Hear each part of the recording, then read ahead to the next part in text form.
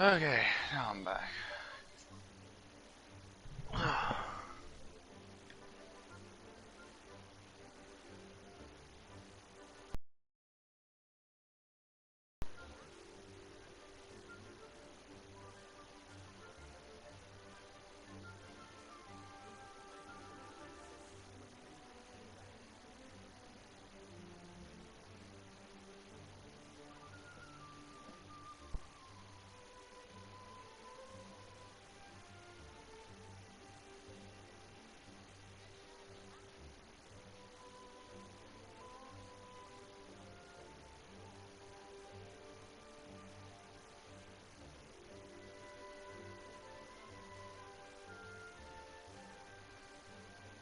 However, how about my one friend see what's going, so I'll be back.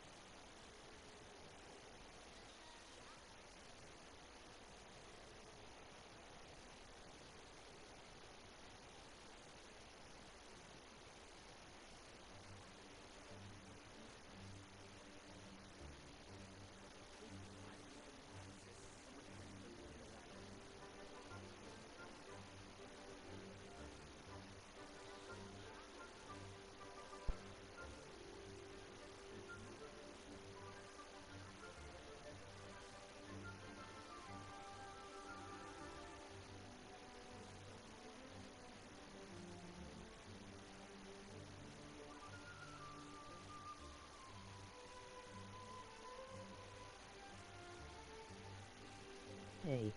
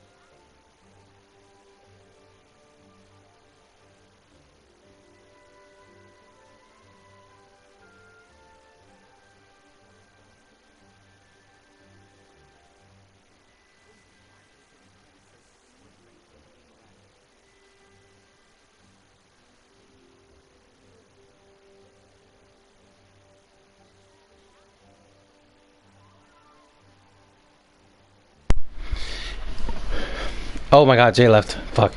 Well, he's there. Hey everyone, this is ATM77 Unleashed here. Welcome to our live stream of Genshin Impact.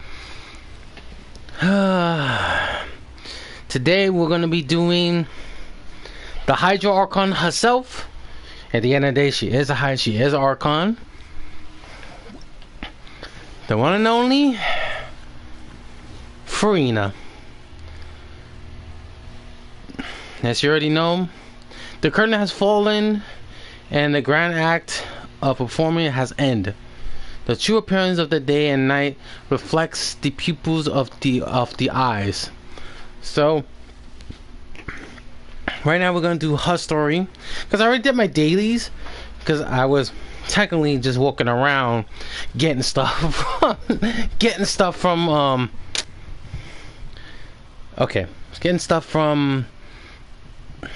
Furina's talents to what, a level 6 or not, and I still gotta get a lot more because I need to ascend her even more. I'm sorry. And just for those who want to know how I got Furina, or how my Furina, okay, if you have seen the previous stream 3 days ago, I had Furina there when the update 4.2 arrived.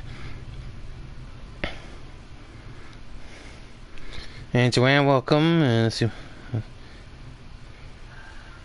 Okay, so for people who wants to know the date where I'm doing so far, there she is, Furina.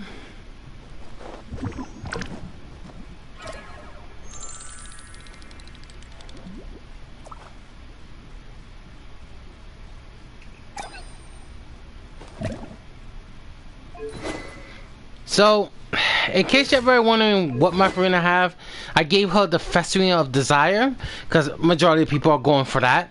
There's other weapons including the Needle's weapon. When it increased 20% of an elemental skill hits by an opponent, she gains a Gather Henry, which I cannot pronounce that, you know. And this one says her elemental mastery by 0.12% of their max HP. Which many people, which I heard, many people are using this to give her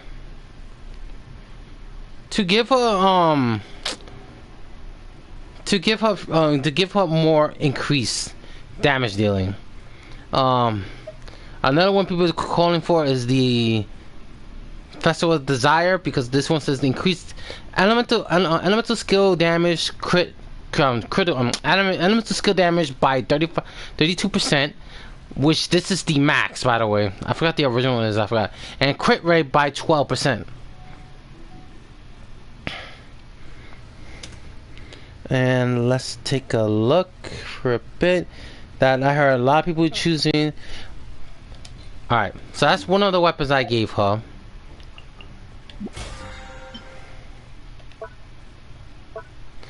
There's a lot of people who's giving her the Wolf Fang, which is using the elemental skill on damage dealing by an elemental skill and elemental burst increased by 16%. So if you multiply by 5, that's kind of like more higher than she is. And the crit rate is increased by 2%. So she gets 10% if you max that out, and yeah, to increase more of it when she's, if you know, her elemental burst hits an opponent's at the crit rate increased by 2%. That could be 10 if you want it. By both of these effects last 10 seconds. It can stack 4 times, so that's even 28%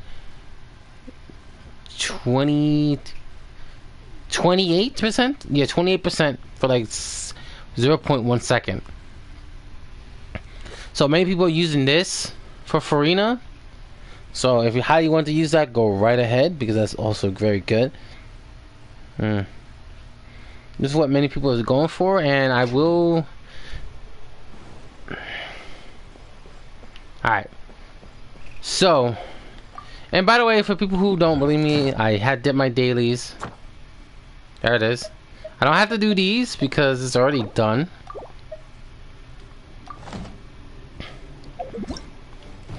The Misty Arc is the Misty Dungeon has arrived. I already finished like 2 of these. Did I finish 2? I finished this one. I have not finished this one, so I'll probably do this one later on. Anyway. Please be quiet within the premises And frame the record.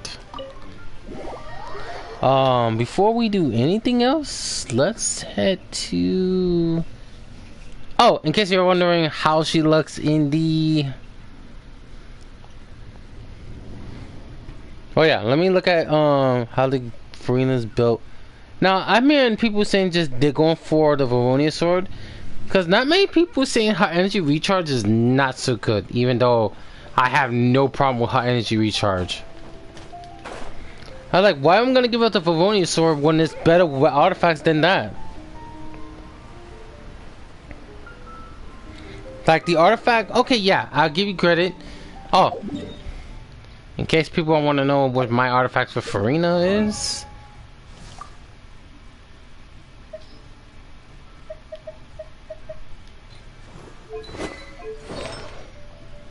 I will get the 5-star this later, but I'm just more focused on anything else.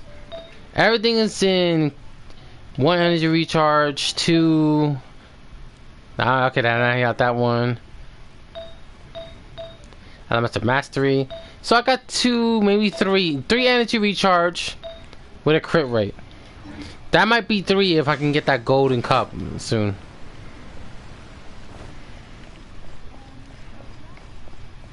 All right. So let's go to the teapot. He's right here.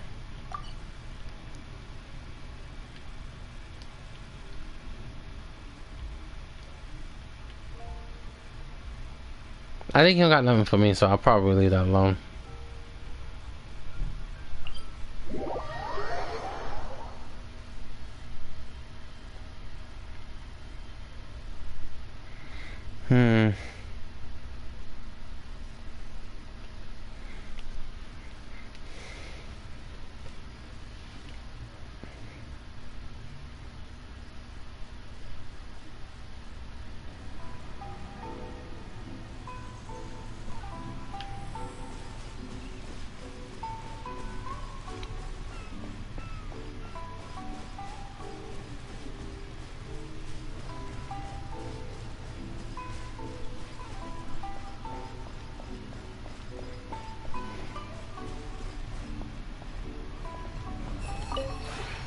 This realm is truly beginning to thrive. I cannot help but be stirred. The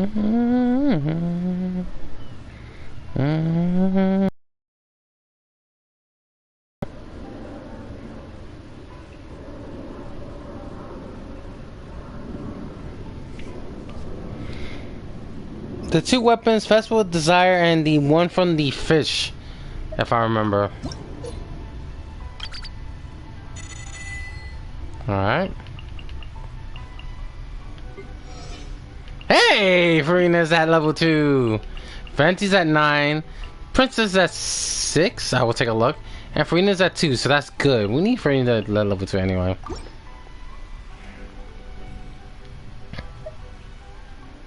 If you ever have any questions about the realm within, you may ask me.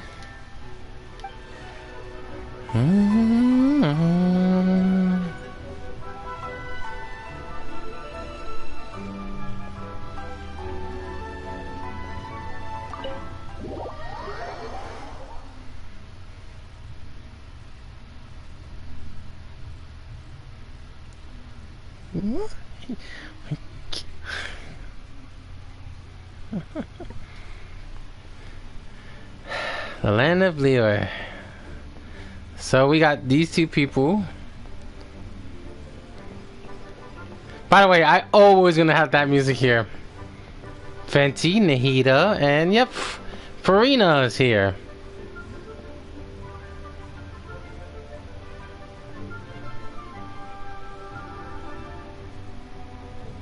They say that people who have lost their sense of joy are like withered flowers. I, of course, must continue to blossom for as long as possible. So it falls to you to entertain me with a thrilling conversation. By the way, if you want to know. I like it a lot. The view here is amazing wherever you look, and the weather is quite pleasant. One would be hard-pressed to find a better location for a vacation. I had no idea that you'd purchased such an enormous plot of land. And it's amazing what you've done with the place. You must have put a lot of time and thought into it. Oh, I remember now. Some kind of mystic art from Liyue, was it? However did they do it? I'd really love to take this teapot apart and learn more about it. Although, I'm not too confident that I'd be able to put it back together correctly afterwards. On second thought, forget I said anything. This place is truly fascinating. It seems to be brimming with infinite possibilities. The only downside is how quiet and secluded it is. Don't you ever get lonely living here by yourself? There must be a way you could liven things up a little here. Oh, I see. Then you don't need to invite throngs of people or put up fancy decorations. We can simply let the world be our stage and dance whenever and wherever the mood takes us. Well, come on, don't just stand there. 'Twould be my pleasure. All right, just take my hand. Now, relax your arms a little and stand with your feet shoulder-width apart. Once we start, just follow my lead and you'll be fine. Don't worry, I'm the brightest star in all of Fontaine. You're in good hands. That's Furina. Which is fantastic, you know, hearing that. She's normal in her normal side. And the teapot, that's how you hear. I know there's a lot more quotes there, but I'll give her time. So there's a lot of people saying the Wolfang, the one from the fisherman area from Fontaine, Favonius sword, but probably don't need it unless you are wanting to try to get more recharge, even though you don't need it. And the Dockhand Assault. What the hell is that shit?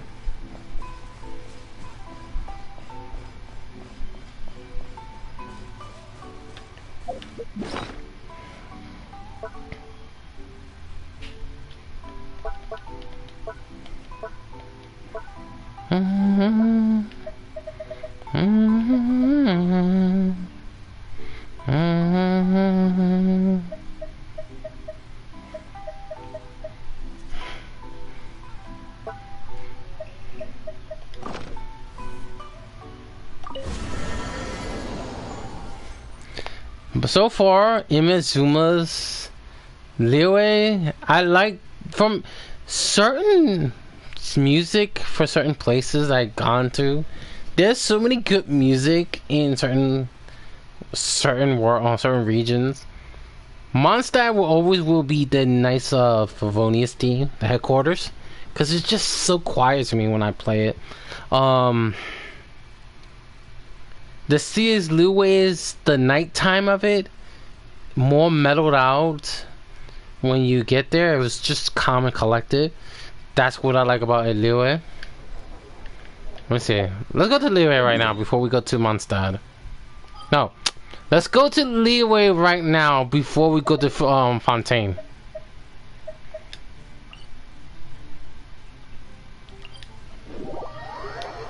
Yo, I just realized, where the fuck everyone else go? I'm assuming Jay went to see his friends, and Joanne went out for a bit. I guess that just leaves the two of us. The fuck? Yeah, I'm gonna once I'm done the stream, remind me to download the SCD. I got Gundam Bubbles already. Like you finished up, I guess, like the demo. I guess? Yeah.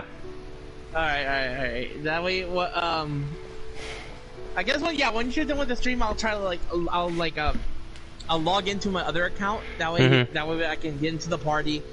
You can talk there with my other account. That way, when you go into my account, download the game, and then I can go right back. Yeah. And like it is, if like I showed before, I think since it had like a lot of updates back before then, we got a lot of shit, and then of course a free Phoenix Gundam.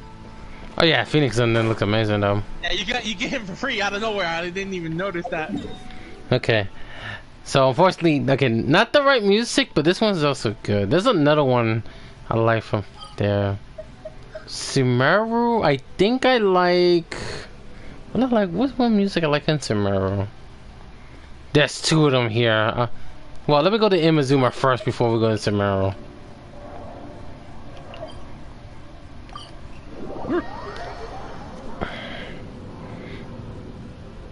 There was some music, not the one you heard. That was not the one that is not the one. It was another music like this one. Here in Imazuma, let me see. There it is. You heard the day music of that, but this one is beautiful. That's the nighttime.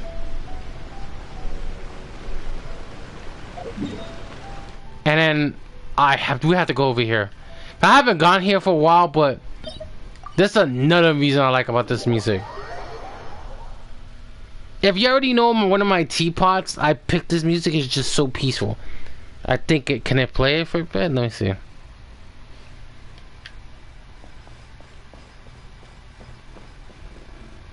Yep, there it is.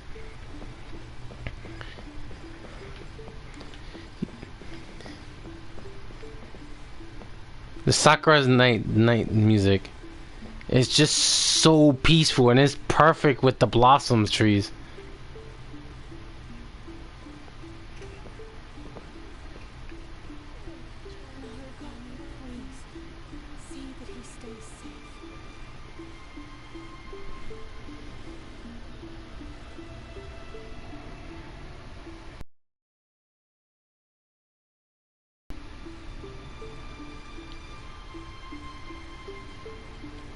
I wanted to listen.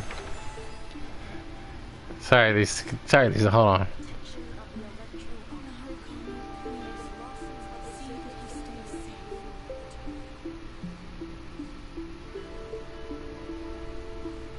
It's nearly time for afternoon tea. Yeah, I just think so.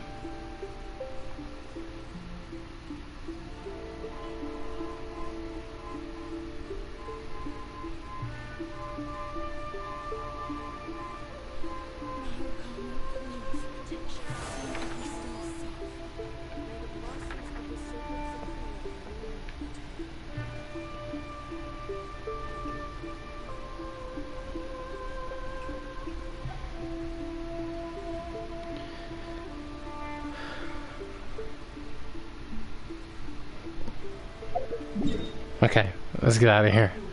I will stay stuck in that music for a while, so sorry about that, guys. So that's one of the music that I like in Imazuma. There's three of those. There's three music I like. One from Mondstadt, that's Nice of Avonius. One from Liyue, from the nighttime of Liyue. This is different music. I just don't know if they're gonna play it.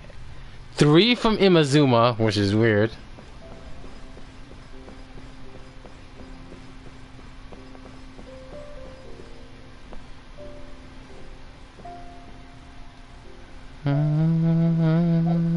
Alright.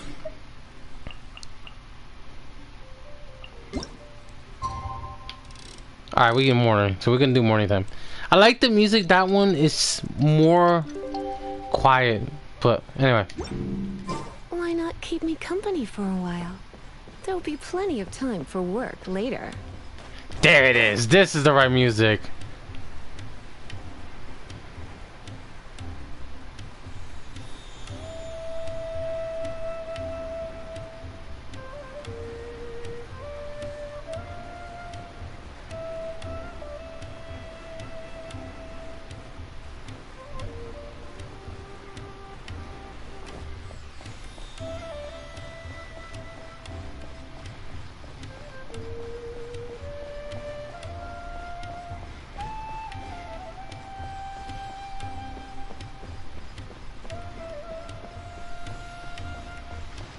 I have to pause it. I think it's long now. Huh? I have to pause it. Alright, I know. Alright.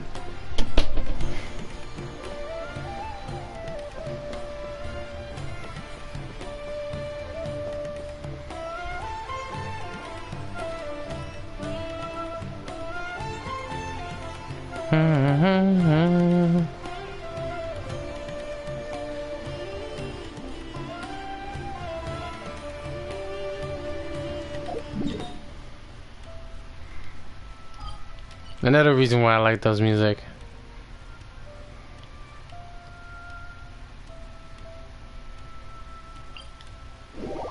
Alright. Then yes, I have to go with the desert because there is some music I like from the desert part. I'm gonna switch this to night on this one. So give me a minute.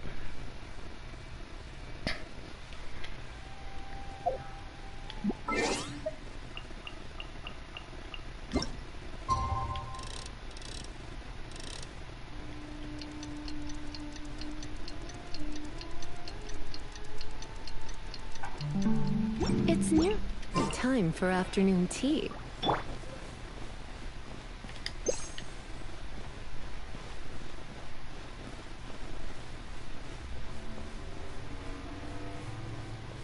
Close.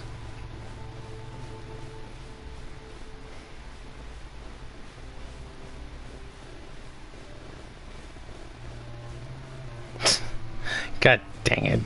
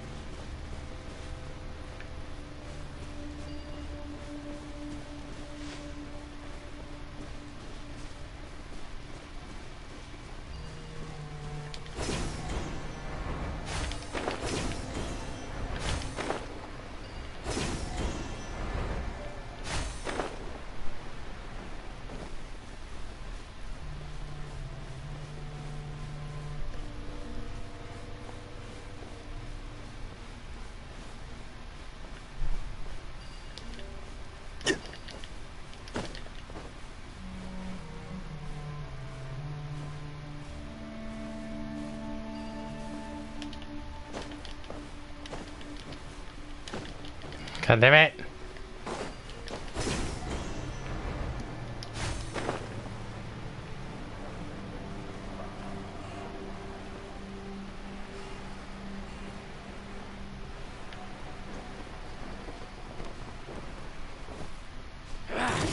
Feeling lucky today. Idiot.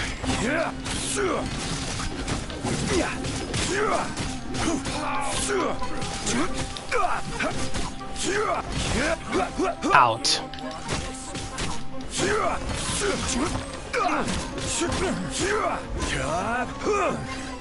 The hunter becomes the hunter. Unsolicited. Oh. And all the more valuable for it. Stand by, guys. Give me a minute.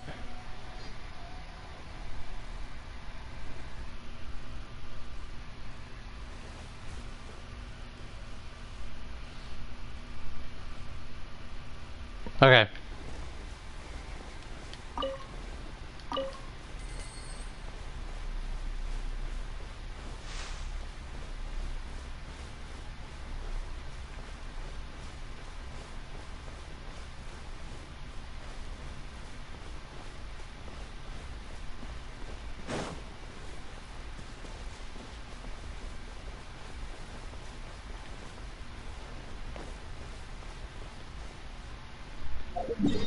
Okay. I'm about to say, what the fuck is no music?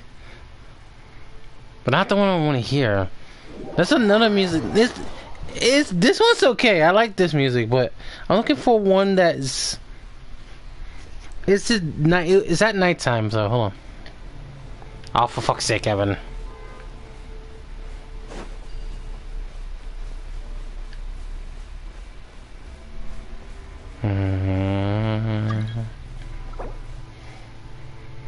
Sorry, I know you have Furina as well, but I'm gonna need it more than you ever thought of.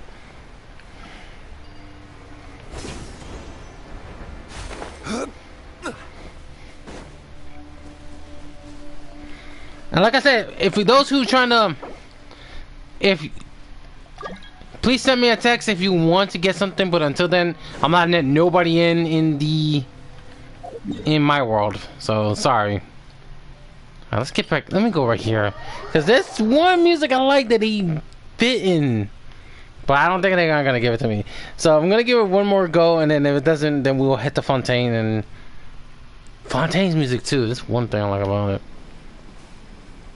We're waiting for. Fair enough.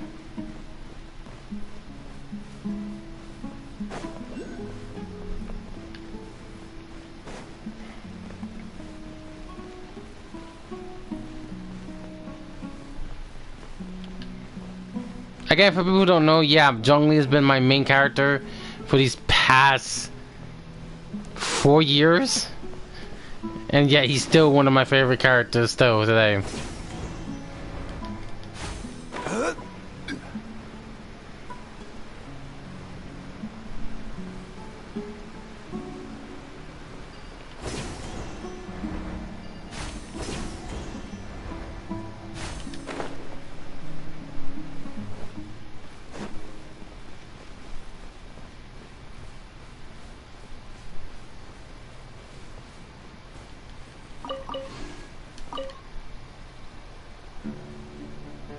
Alright, they're not gonna. I just gotta find one of the music, but I'm not gonna find it. Alright. Next up, Fontaine.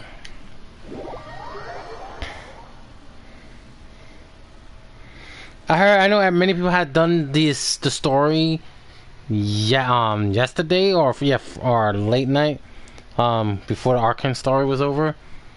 But I had to do it Friday because I was like, you know what, I want to take a break. Okay.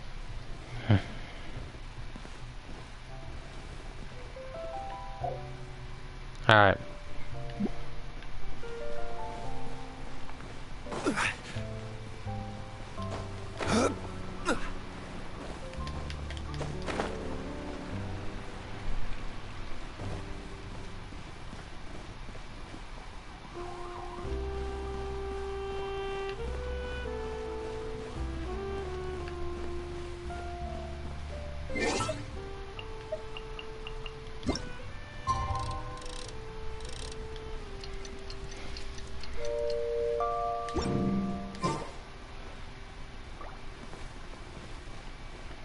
Alright.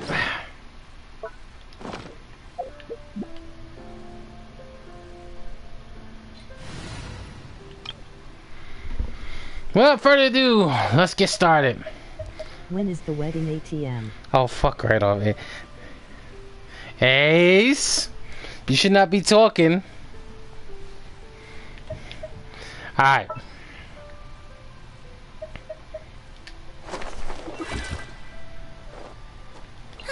I knew you'd miss me. Easy, little one. Probably gonna keep Ember. Hi, princess. So cute. Hello, Raiden A. Where are you, Kokomi? Jesus Christ. Like... We'll need a strategy. Alright, here's the team.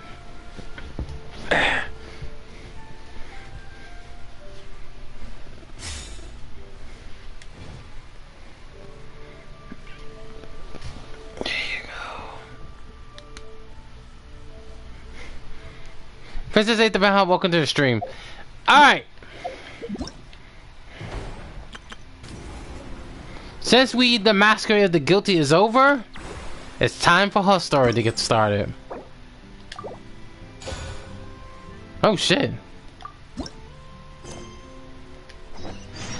To yesterday.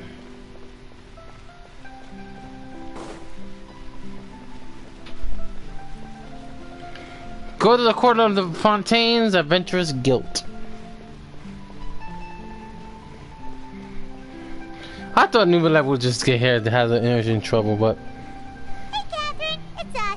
Got any new commissions? Specifically one with a huge Moracat, perhaps? you didn't I have. ATM from what I told you on Discord when I said that I have my last 5-star was Liney.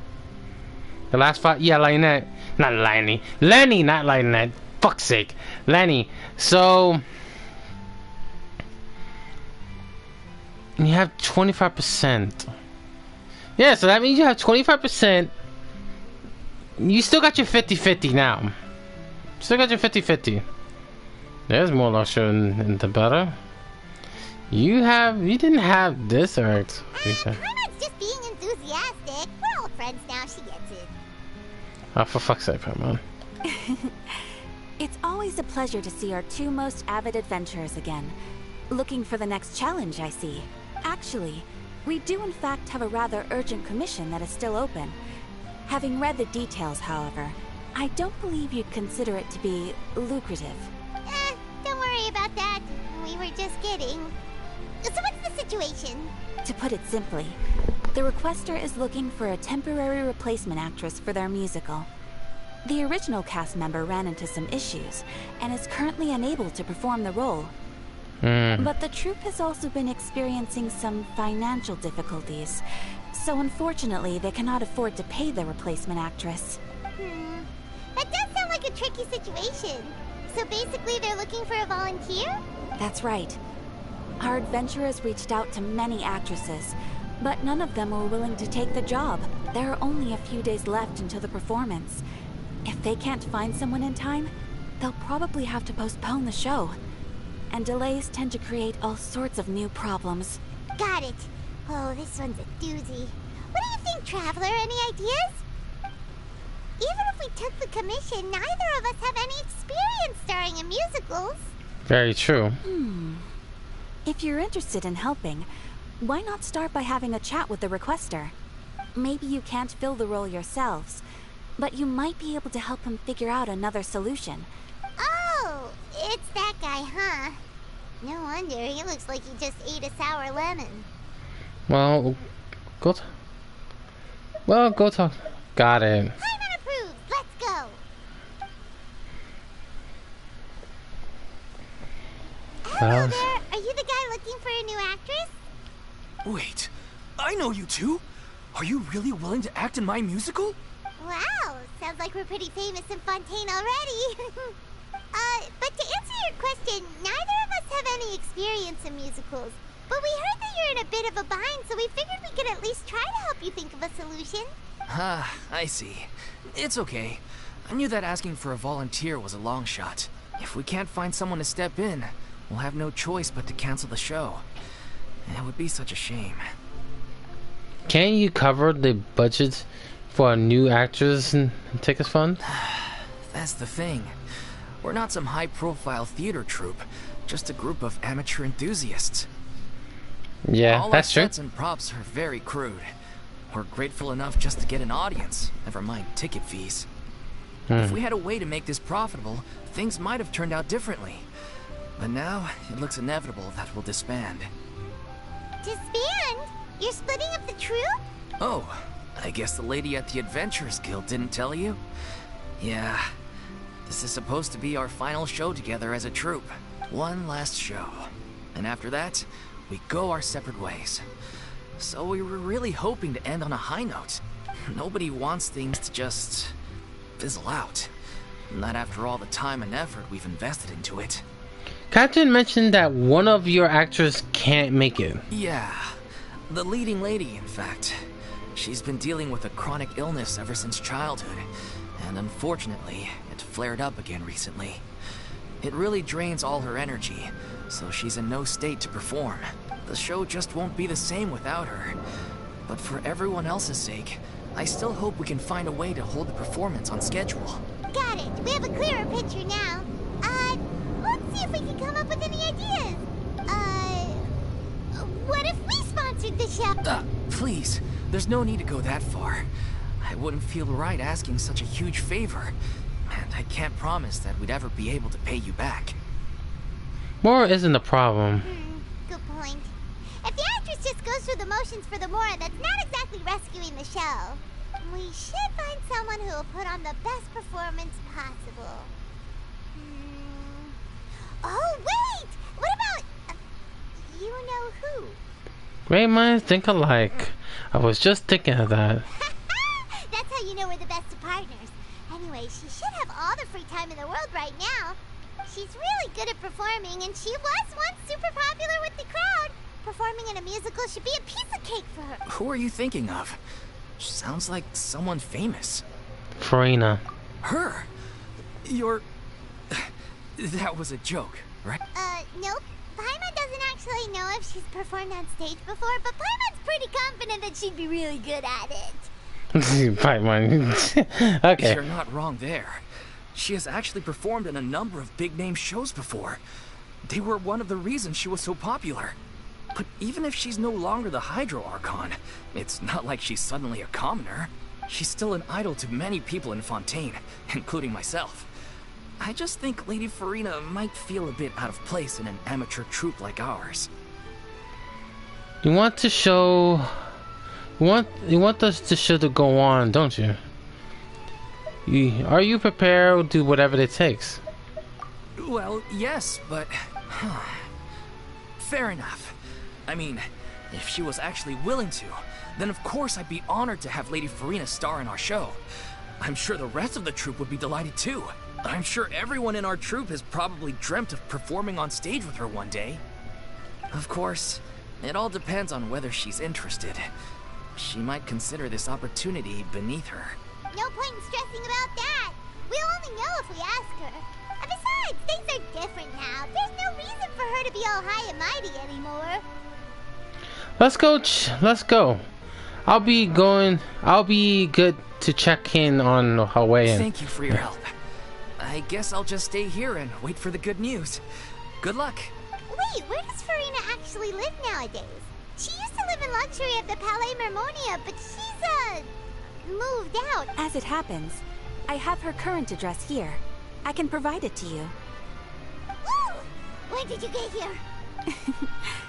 I came over when things were starting to sound more promising. I thought I should be at the ready in case my assistance is needed. It is my duty to support commissioners in any way I can. Thank you, ma'am. Thank you so much. Well, now that we've got the address, we'll go find Furina.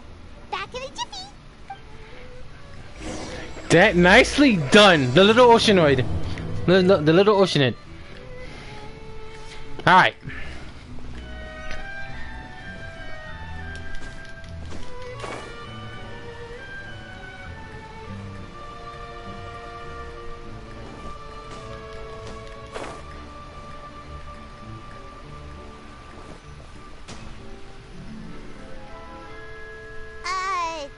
Did Catherine really give us the right address? There she is. She lives here?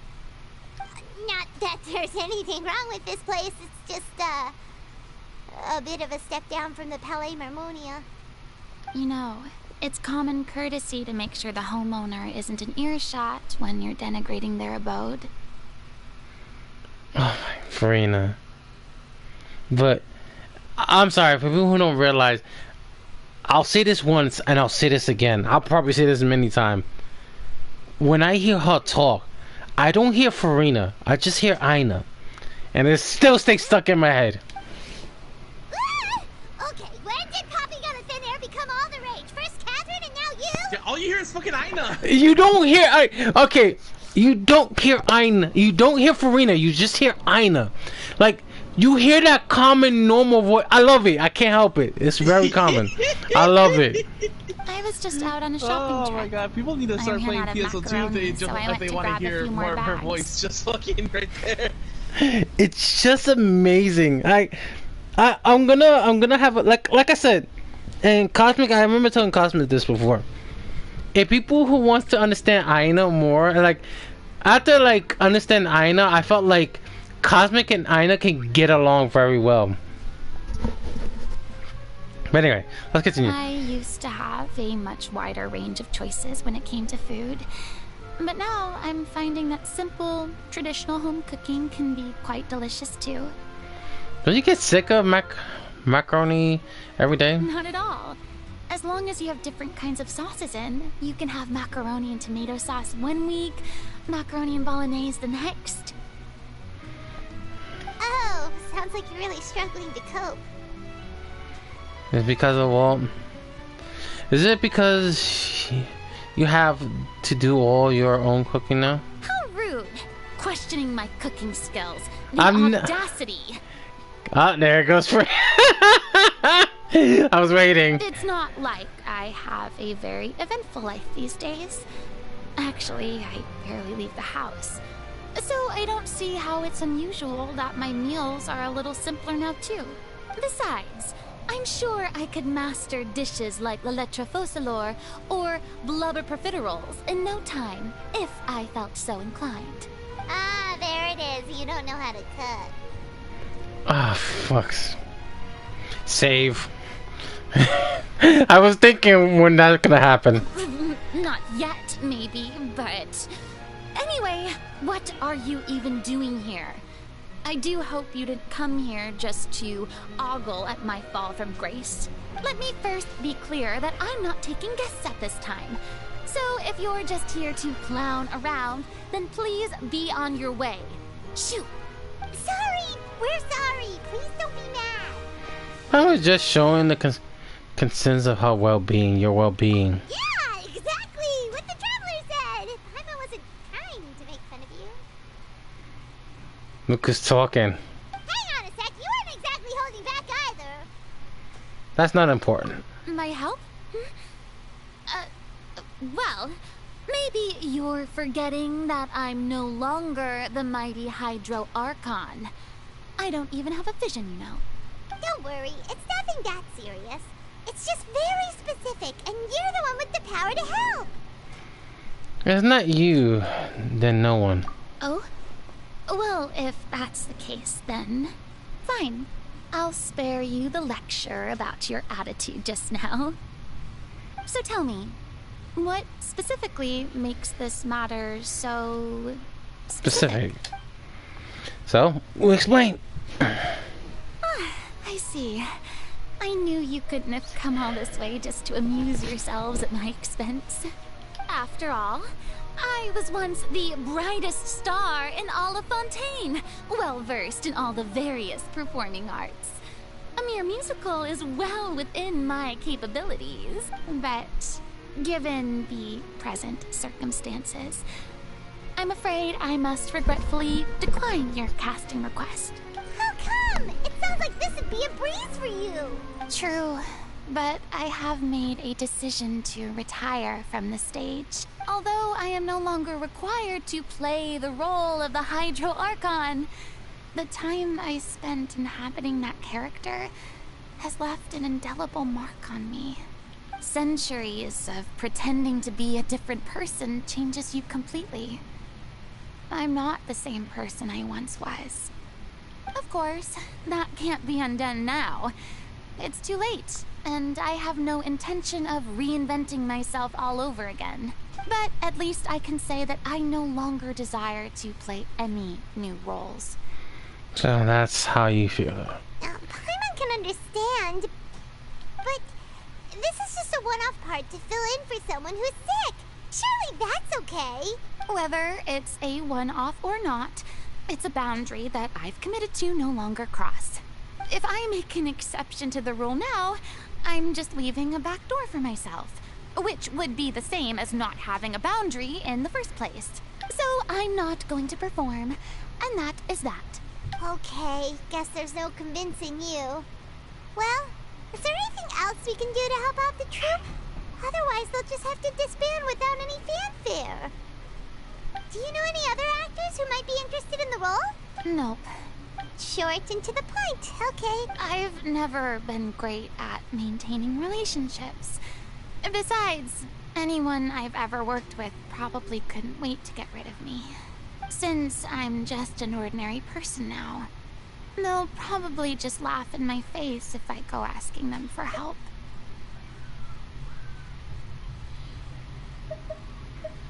You shouldn't assume the worst of the people. You shouldn't assume the worst of the people. What is wrong with making section? Yeah. True, but I mean, could you even blame them? I show up out of the blue, begging and groveling for their help with a show they won't even get paid for. Ooh, no way. I'm dying from embarrassment just thinking about it. Nope, not happening. Well, is there anything else we can do? Have I not made myself clear? You're barking up the wrong tree. I don't want this job, nor do I know of anyone else who would. Sorry. I didn't mean for that to sound so harsh. I wish I could help, really. But if I thought I had the answer to this problem, I would have said so by now. It's alright, Furina. Paimon just wanted to make sure we tried everything. Oh, everyone in the troupe will be so disappointed. Let's try come up with a plan B. Yeah, I guess that's all we can do now. Alright then, we'll see you around, Furina. Toodaloo to you too. I'm going home to take a rest now.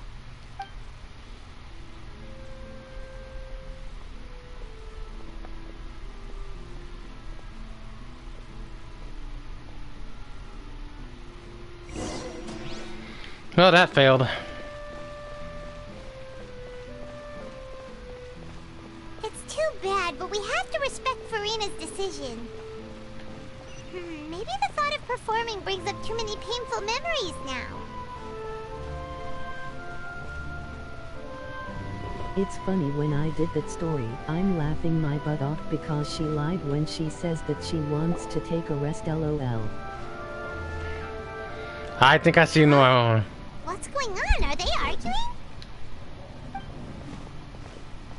That's besides the point. I'll ask you again. Why did you start looking for a replacement without my consent? When did I tell you I'm going to take a step back? You didn't need to say it.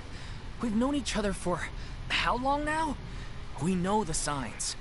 But you never tell us about your illness, even when it's clearly flaring up. And that gives you the right to make a decision on my behalf? Shortly after you left, the troupe's lead actress came to the Adventurers Guild. She believes that she's healthy enough to perform. I don't believe... That's just treating the symptom, but that's not curing it. Excuse me, but can you both take a moment to discuss something else for now? The adventurer assigned to your commission has returned. Sorry, I was just dealing with a little misunderstanding. So, how did your conversation with Furina go? Sadly, it's a no from her. We tried to persuade her, but she wasn't having it. She doesn't want to play the role for personal reasons. I see. Well, circumstances have changed a little, so maybe that's not such bad news after all. You see, our leading lady has just informed me that she's well enough to make it to the show after all. Staging the musical with the full original cast was always the dream, of course. Oh, right! Sounds like everything worked itself out then.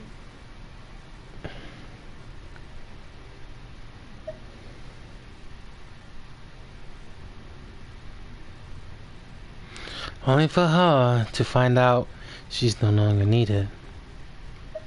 Imagine if we managed to... Yeah, she'd be livid. We'd get the scolding of a lifetime. Jeez, is Lady Furina really so harsh with people? Only joking, calm down.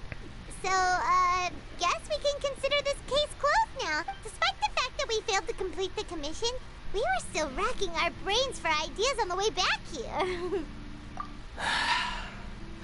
Look, there's no point arguing with you about this anymore. You've made yourself very clear, so I'll stop looking for a replacement.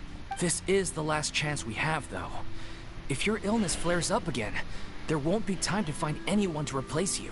So, are you absolutely sure you'll be able to handle it? The whole team is putting everything they have into this final performance.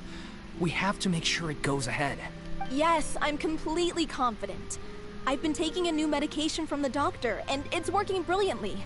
I'll definitely be able to tough it out until the performance day. I share everyone's desire to commemorate all our years as a troupe with a proper farewell show. So the last thing I want is to be left out. Every one of us thinks of this troupe as their home, myself included. You're right. I'm sorry. I let myself get too worried about the show. I should have asked for your permission first. All's well that ends well. Sounds like the show will go on. Paimon, wait here a sec. Sure.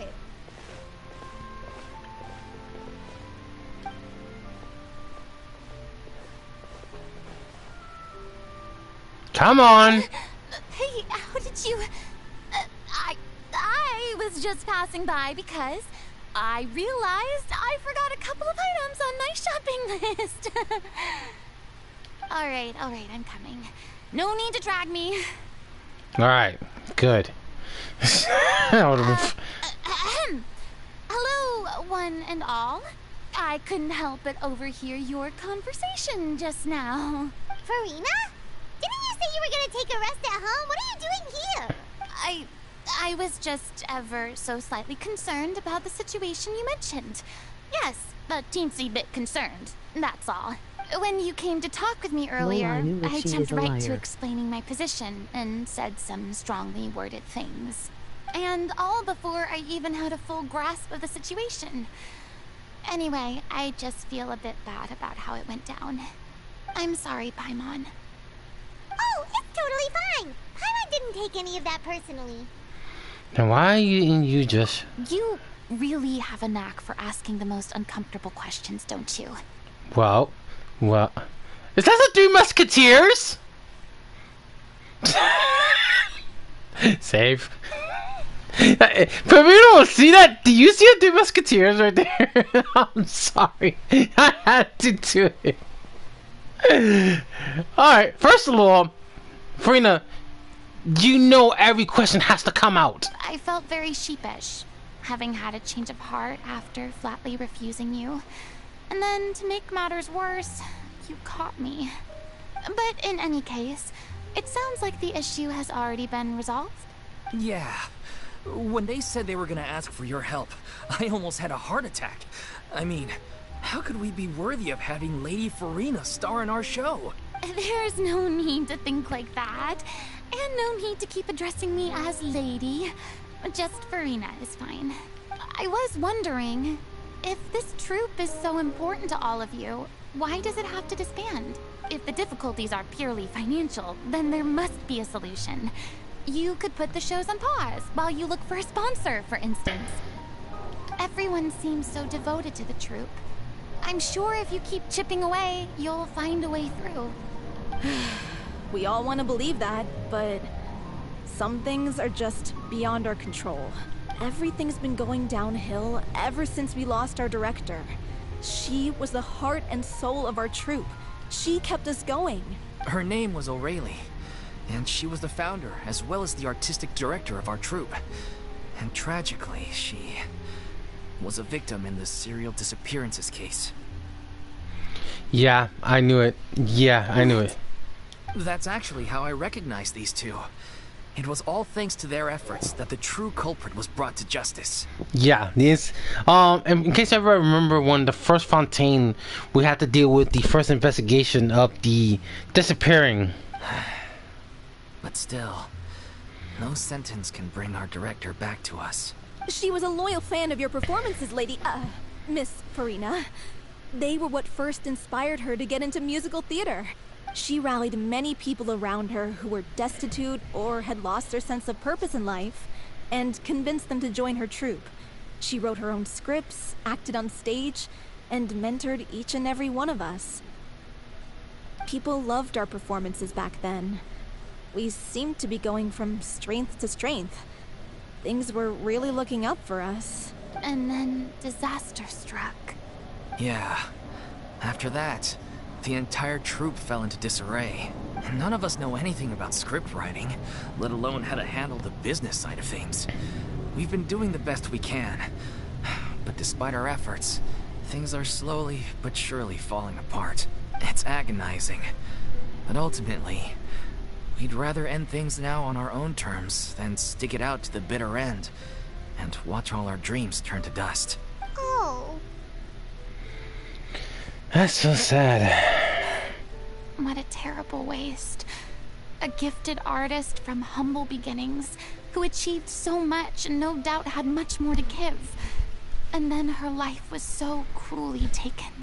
I suppose it's fair to say then that this final show, besides being your farewell to the stage, is also your final gift for her? Yes, exactly. We all miss her terribly. Well, good thing I followed the traveler here. After hearing this tragic tale, I can no longer stand by and do nothing. Furina? I know what you're thinking, but I by no means plan to cross the boundary I've set for myself.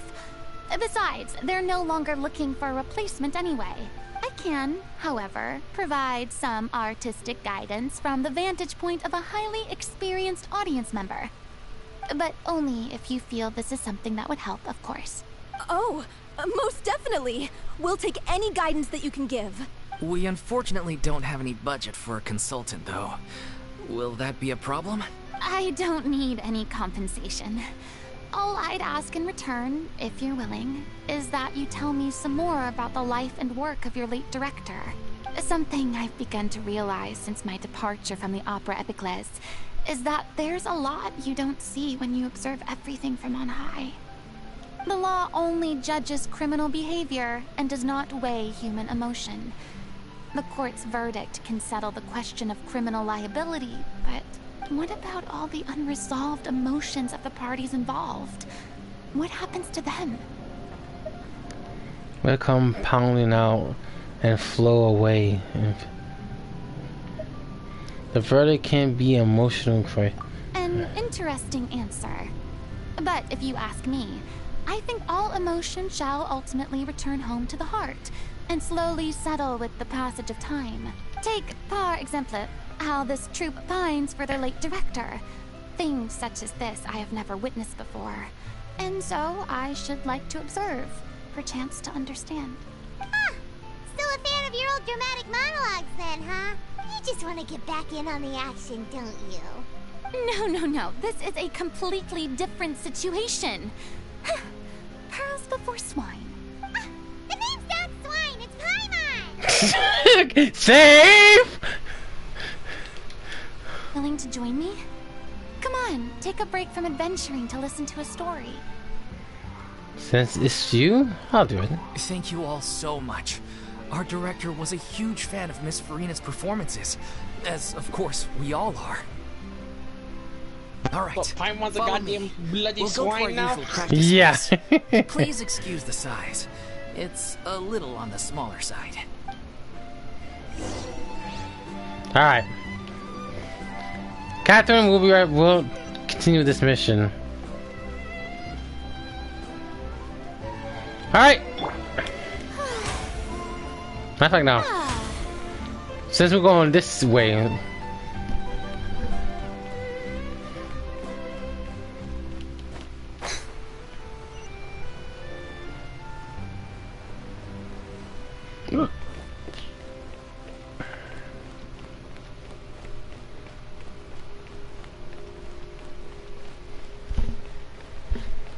Okay, that's this one.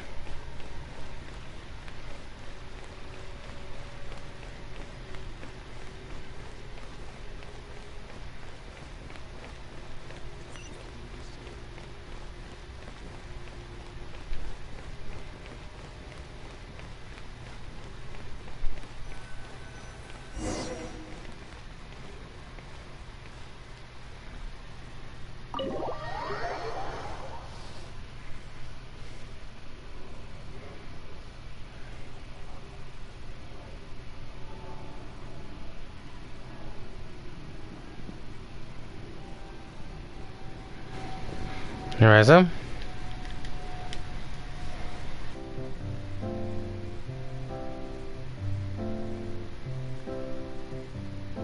Huh?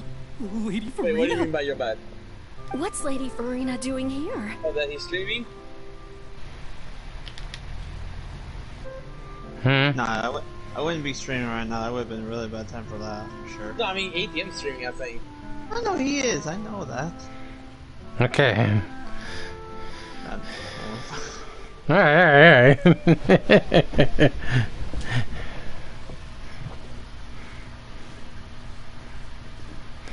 Who? Oh, Jesus Christ! Sadly, I didn't save it. Fuck! Sorry, motherfuckers just on my ass! Well, as I leave, you should probably think about that. What the fuck did you... Sorry for the noise! I didn't get the chance to save it, but Jesus Christ. I'm sorry! Yeah, that's a good thing. Anyway. Sorry! What happened? What happened? Some bitch on my ass! Oh, for fuck's sake, okay. Hello all. Allow me to explain. As of today, Lady... Miss Furina will be supporting our production of The Little Oceanid in the role of artistic consultant. These two over here are the ones that made it possible. They kindly reached out to Miss Furina on our behalf. I'm sure they need no introduction. You bet! That was the trial of the century! You helped bring our director's murderer to justice. We can't thank you enough. Oh, please don't mention it. We're just here to join in on the fun. So, you were saying The Little Oceanid? Yeah, that's the name of our final show. It's an unfinished script left behind by our director. One of our greatest regrets is that she never got to complete it. So, if we can bring it to the stage and make it a successful show, we can all take some solace in that. Wait, but if it's not finished, then... Finding an actress was the Elisa. Yeah, we've been battling issues on every front, trying to realize this dream. Anyway, let me give you a quick summary of what the story's all about. The protagonist of the story is a young Oceanid who transforms herself into human form, despite the protests of her family. She longed to live just like any other human. And sure enough, she found friendship and even love. Everything seemed perfect, but one day, her true identity was exposed, and her world came crashing down around her. So far, so good. A classic tale. What happened after that? That's one of the issues we've been trying to deal with. Unfortunately, this was as far as the director got with her script. We need a proper ending so we can bring this musical to the stage. But people have different opinions on which direction to take it in. We still haven't decided between a happy ending or a true-to-life tragedy. By true to life, you mean the director's sudden disappearance? Yeah. Like they say, truth is stranger than fiction. But then there's the question of whether we really want to use the stage to pass our raw pain onto the audience. Exactly. A lot of the time, people come to watch a show just hoping for some light entertainment. We have to consider their emotional stake in this, not just our own. I just noticed something about Furina. She doesn't have her long hair from the back of her head. This is the original hall because let me turn that. Let me just stop the music real quick. Because the way how her charges, she's playing two roles. The one that's short hair is her normal self. The one with the long hair is Focalor. So she's playing as when you see the light one, she's playing as Focalor. But when she's dark, she's playing as her normal self. That's why I put it this way. Well, now it's reverse. The one that's all dark with short hair is Seely, and the one who's white and white with long hair is Nyx. I'll explain why once we're done to the cutscene. You'll see why. And one last thing. We're still waiting on confirmation from two of our main actors. The first is Paulo, who plays the protagonist's lover. Marco Polo. He's locked himself away to focus on writing an ending for the script. But the deadline's passed, and we still haven't heard from him. The other is Villemont, who plays the main antagonist. He took the director's death pretty hard. Hasn't set foot in the city since. He did write to us, promising that he'll be there for the final performance, but we haven't seen or heard from him since. So we're not really sure what to make of that. Huh. Although, now that we have Miss Furina helping us, maybe we should take the opportunity to get everyone back together. What opportunity? What do you mean? Maybe you're unaware, but your name has always been like a rallying cry for us. Our director was constantly singing your praises. All of us look up to you as a role model. Oh, stop. You're making me all flustered. Although, not in a bad way. I suspect the reason they're dragging their feet is that they have their doubts about whether the show will really go ahead, considering all the issues you've been facing. But one by one, all the obstacles are being removed. Now is the time to rally the troops. Makes sense. Okay, priority number 1, let's check in with Paulo and see where he's at with the ending. He went back to Poisson a few days ago.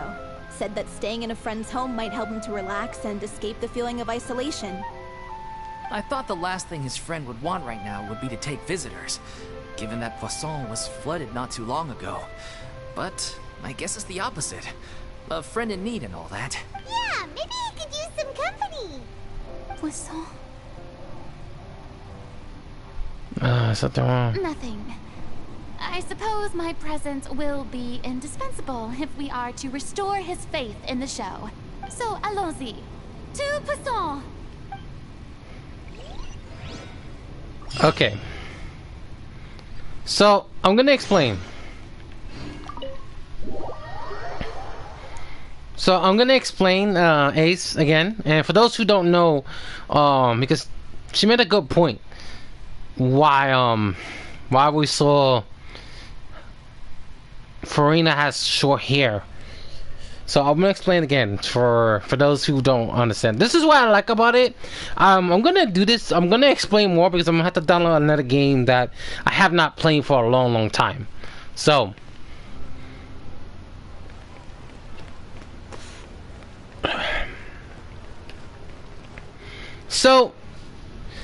when she's not long hair, this is basically her normal. When I do this, we see the long hair showing up. So this is why I per se that she's using a metamorphosis, I probably call it. When she's wearing all black and blue with short hair, she's her normal self, known as Furina. But by holding the charge attack, wearing blue and white with the long hair, she's Fossilor. The thing for her is she's been playing the role of a Hydro Archon, even though she is a Hydro Archon. In the end, her DNA is still intact. Anyway.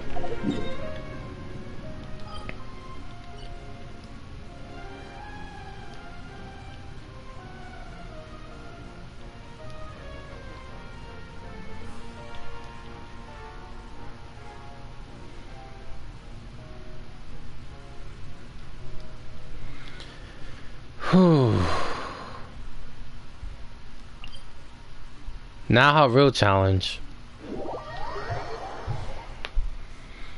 Keep this in mind, she still felt pain of the loss of her own people, even though she couldn't do anything because she was playing the biggest role. A dangerous role that even the gods couldn't even tell.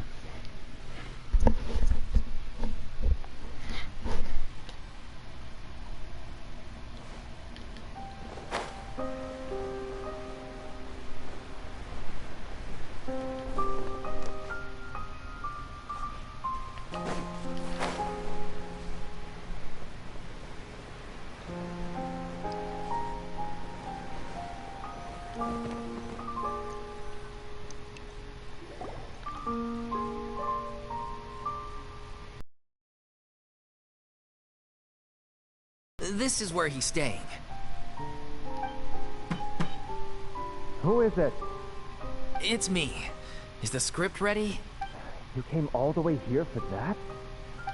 Alright. Forget that for now. Just come on out. We've got some great news. Nice try. Look, just give me some time, okay?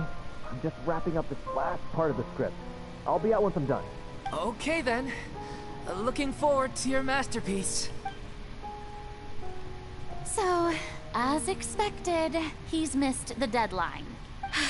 The ending is one of the most important parts of the show. Even once he's done, it isn't final until we've all had the chance to read through and make sure we agree on it. Someone told me they'd just seen you in Poisson. I assumed it was a case of mistaken identity, but sure enough, here you are. And Furina, too. I was wondering if we might run into her. So, you're here for Paolo? Looks like he could be a while, so feel free to take a stroll around town in the meantime. I've made all the arrangements. Oh, it's okay. We can just wait. Thank you for being so considerate, Miss Navia. That sounds wonderful. We'll take that stroll. Get over here, you! How oblivious are you? Jesus Christ. Save. I'm sorry. I love that. your own childhood friend says shut the fuck up and move out of the fucking way. She already know there's heat going on. Archon story. Give me a minute.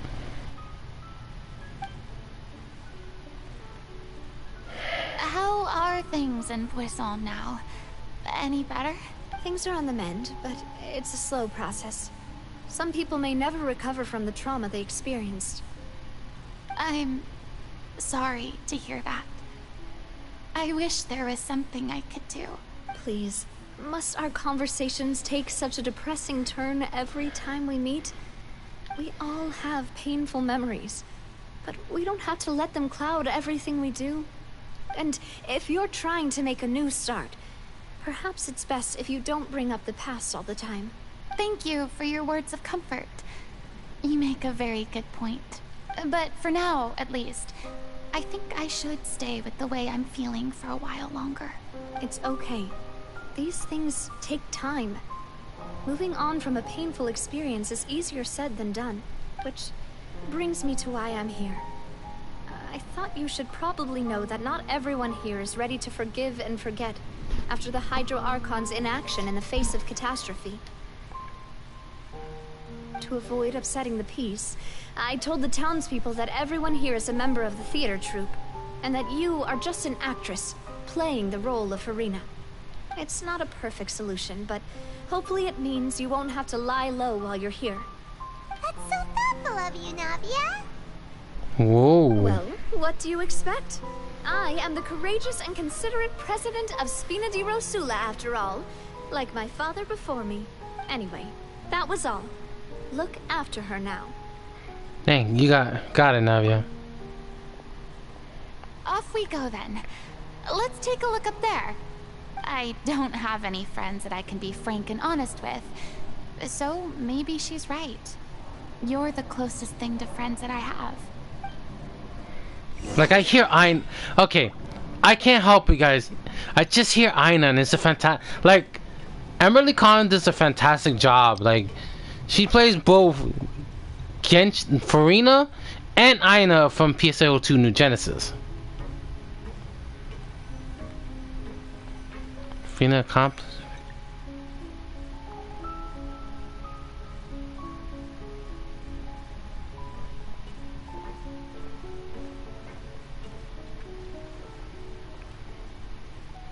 I'm so grateful that Miss Navia was so understanding. To be perfectly honest, I didn't know if I was ready to meet her. It's always easiest to just run away from your problems. But that never fixes anything. You can't get around the obstacles without facing them. So that's why you were nervous when they brought up Poisson. Yeah. I'd be lying if I said I wasn't scared of coming back here. Still, I felt it was something I had to do. As I was saying before, I want to see for myself the things that I never could in the past. I'd be overjoyed if the people here could find it in their hearts to forgive me. But they're more likely to unleash a tirade of vitriol against me. Which, of course, I completely understand and accept. I'm sure some people didn't buy Navia's lie. Yeah, I can tell people are watching me. I'm sure some people here see the idea of someone coming to Poisson dressed as the Hydro Archon as extremely disrespectful. I used to be terrified of the gaze of other people, especially when they had suspicion or resentment in their eyes. I guess I wasn't quite ready for this after all. I'm not surprised you're making yourself go through all of this.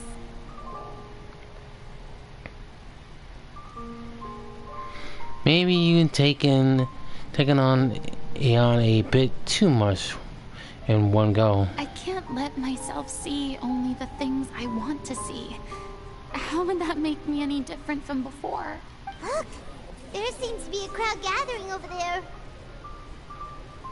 They're not staying quiet either. Probably time we made a move. Son enough. How about we check out Spina di Rasula's ship? We should have a view of the whole of Poisson from there.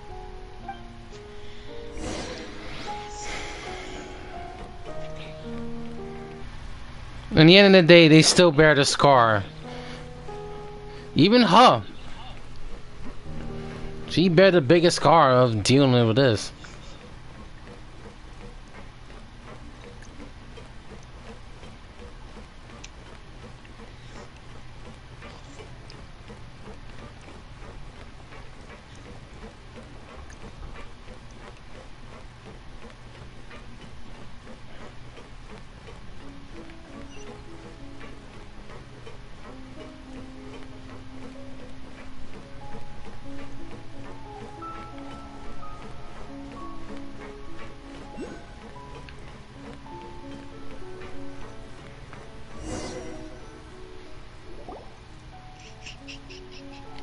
I'm sorry.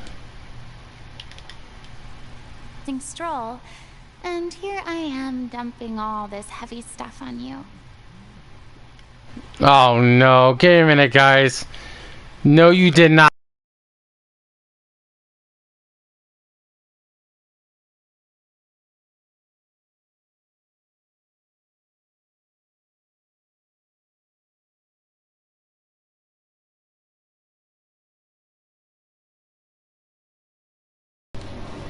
Basically, he's had an idea, but basically. Okay. ATM. Oh, I got her. Fuck's sake. Well, you had to call. Oh, for fuck's sake. So, I guess. All that's left is Joanne, and that's not good. All that's left is Joanne now. Fuck's sake, Jack. Anyway, let's continue on. We don't mind. It's actually refreshing to see a different side of you. Great. Well, I appreciate your company, so please don't disappear just yet. I don't know whether you can tell, but the years of suffering and loneliness aren't the only reason I have a hard time facing up to who I used to be. As I stand here by the ship, I can't get the images of the rising water out of my mind. One after another, people were taken by the water. All those treasured lives and memories washed out of existence in an instant. They thought their god would protect them. They had absolute faith that when disaster struck, a divine power would save them from harm. And all the while, I played my part to perfection to convince them that was true. But then the floodwaters finally came, and the Hydro Archon did nothing. You shouldn't look at it like that. You're only doing your duty. Don't be so harsh on yourself. I've had to go through so many moments like that for the sake of protecting the truth. As time went on, it got harder and harder to bear. And I became more lonely and isolated. Eventually, I realized I had nothing left except the truth. I became terrified of completely failing in my task, and was haunted by the thought of being left all alone, weeping on my throne. Fortunately, we were able to avoid the worst-case scenario thanks to the help of heroic individuals such as yourselves. Everyone rose to their responsibilities, and I finally regained my freedom. But on some level, Freedom also means no longer being needed. I have no further use to people. Paimon would have never imagined you'd see it that way. Think of your reward. Think of your freedom as your reward. A reward? Because now you can finally speak your heart. Also, just to let you know, guess so. I got Charlotte. Nice. And back then, I didn't even dare to dream about having someone to confide in.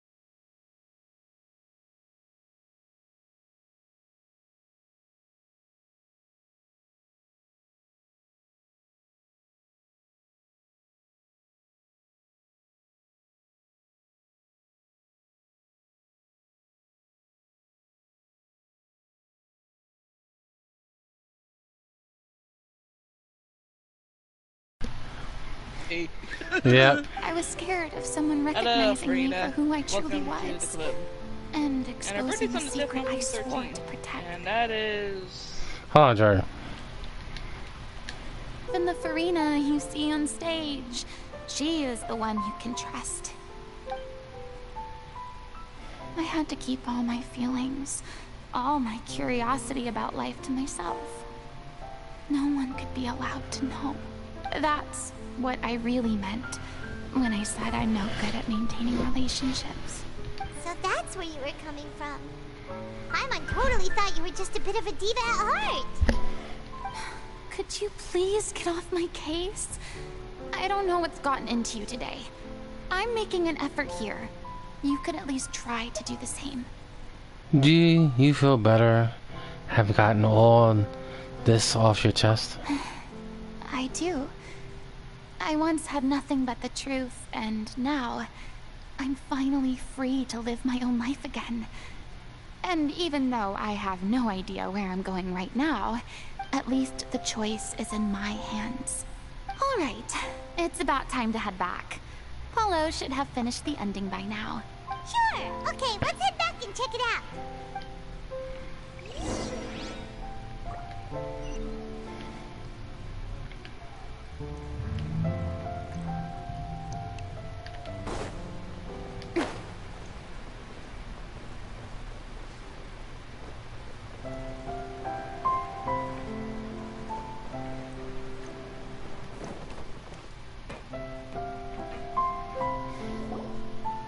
Didn't you say you needed to watch what you eat? You're supposed to be cutting down on fried foods, not wolfing down copious quantities of fish and Come on. It's not every day we get to dine at Spina di Rosula's expense. Can you believe how Anyway, my character doesn't need to be slim and good-looking. That's your job. Are you kidding me right now? It's not your character's health I'm worried about, it's yours. I've spent my whole life battling the effects of ill health, and it kills me to watch you willingly ruin yours by filling yourself up with junk all the time. Oh no, looks like they're arguing again. We're back! Could you maybe put your differences aside for a moment? Ah, you're back. We've been enjoying Spina di Rosula's VIP treatment in your stead. Paulo's nearly done. We shouldn't have to wait too much longer. Great! So you were discussing your characters, right? We heard she's playing the Oceanid who turns into a human girl. What about you? Me? I'm an Oceanid too. He was originally supposed to take the form of a crane, but he outgrew that role. Well, the costume at least. So now he's playing the boar instead. Sorry. Save. That's cute. Not a bad character, actually. He's the one who raises the little Oceanid, yes? That's right. He has some pretty memorable lines too. Like when he imparts some solemn words of wisdom to the little Oceanid. If you become human, you can reveal your secret to no one. You will face suffering and loneliness. Is this truly what you want? Wait, that sounds kind of familiar. It's the most important line in the whole script. I think it's a symbolic statement about our director's life and legacy. She kept quiet about all the trials and tribulations she faced in running our troupe, allowing us to devote ourselves fully to performing. It was only after she was gone that we realized how tough her job really was. You mentioned earlier that the troupe is like your home. Yeah. I was born with an incurable illness, and once my family found out it couldn't be treated, they decided they didn't want me anymore. I spent some years taking whatever work I could find and trying to manage my illness with various medicines. But whenever I had a bad flare-up, I'd be lying in an alleyway for days at a time. It was like that until the director found me one day. She told me I had a great voice and asked if I was interested in studying singing from her. I said yes. She took me under her wing, taught me to both sing and act, helped me find Mora for my meds, took care of me when my condition decided to flare up. I know it was all a huge burden on her. She sounds like a really incredible person. She really was. She gave everything she had to her troupe and the people in it. All of us were so proud to call her our director. I was a lost child too when she found me. As the child of a murderer, my parents weren't around when I was little, so I got sent to an orphanage. The other kids were always picking fights with me. They'd say things like, "Come on, you must be pretty tough if you're the son of a murderer." It was just to taunt me, though. I was an easy target, and they knew it.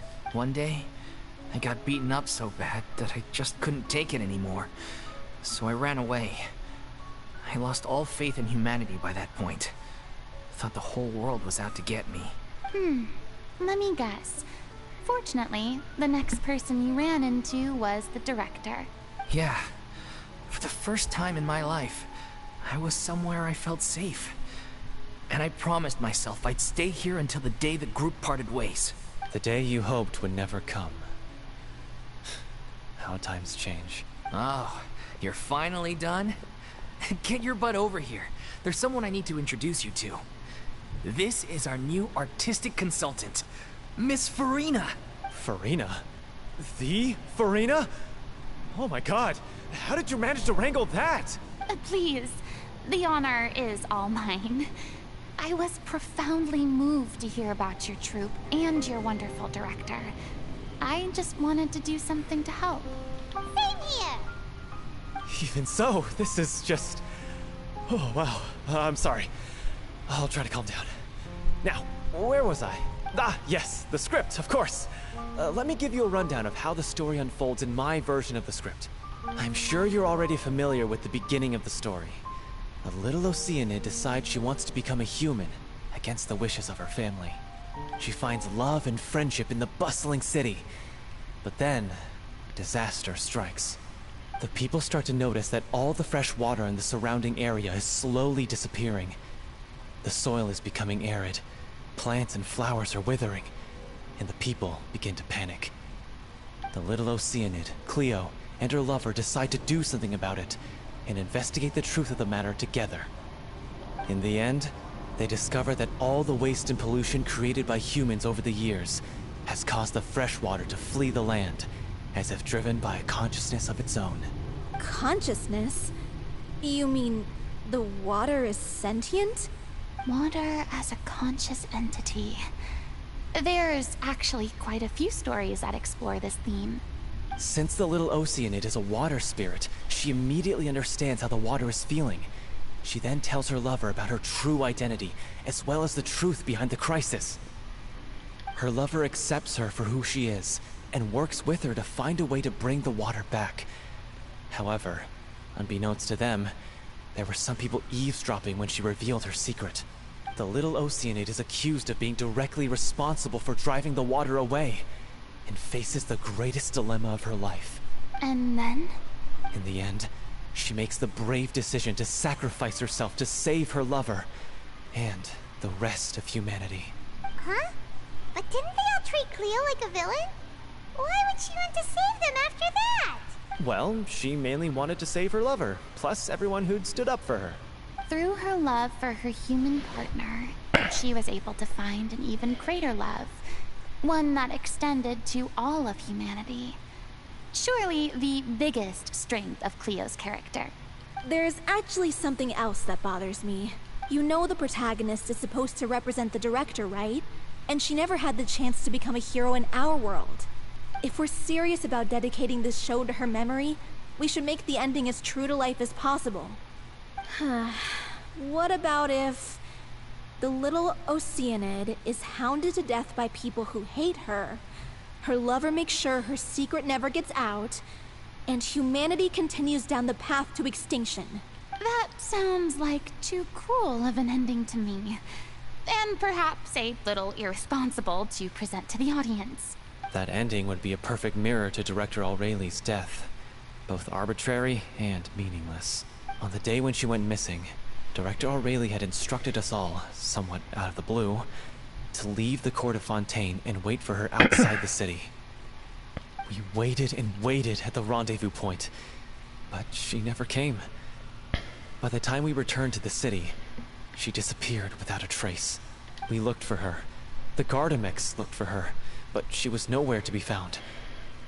Increasingly, all the signs seemed to point to her being the latest victim in the serial disappearances case. The director was the kindest soul in the world, yet she was senselessly sacrificed for the sake of a so-called experiment.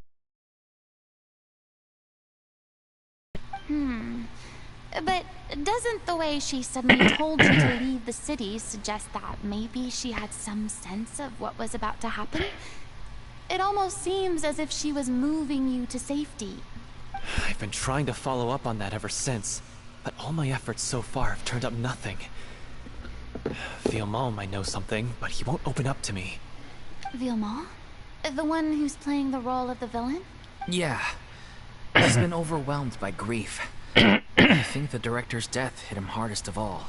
Grief? Guilt, more like. Also, I have a hard time imagining that anyone took it harder than me.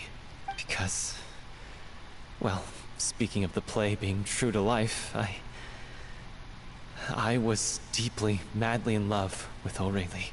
What? You kept that one quiet. It's time to be upfront with you all. No more keeping secrets from each other. We'll never be able to agree on the ending if we can't be honest about how we feel. I did tell her how I felt once, but she turned me down pretty much straight away. She said that we were all like brothers and sisters to her, and she'd never considered us as potential romantic partners. Not that it came as a shock or anything. It was what I was expecting to hear. So I told her I'd always be there for the troupe, and I'd always be there for her. I said, maybe one day in the future, when everyone's settled into their own lives and on the up and up, and managing the troop no longer required her constant attention, well, maybe then she could reconsider what she really wanted in her life. And now, that day will never come. Hollow. So if I'm the one writing this ending, then I'm gonna make sure it does right by O'Reilly. I won't let anyone get in the way of that. In that case, you have to straighten things out with Vilmont once and for all, face to face. We've all had our differences of opinion over the ending, but those two have never seen eye to eye on anything. One of them has to compromise if we're ever going to reach a final decision. Well, if that's where we're at, looks like it's time to go visit Vilmont. Are you ready to face the truth? Honestly, I'm slightly terrified. But for the sake of our final performance, I'll do whatever it takes.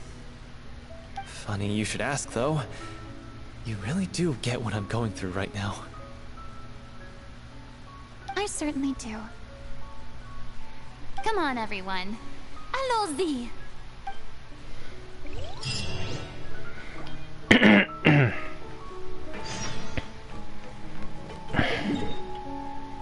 The tragic song.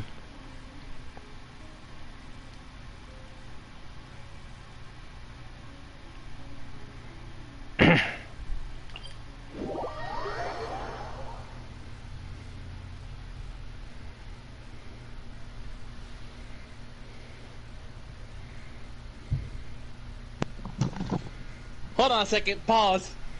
What's up? Did you not hear what she just said? Yeah. I was looking back on your stream. Yeah, along Z. But it has a Y. Well, it is, remember, it is mixed. Anyway. No, I'm talking about the doctor. Fucking I know. Hello, wait. Like, god damn it.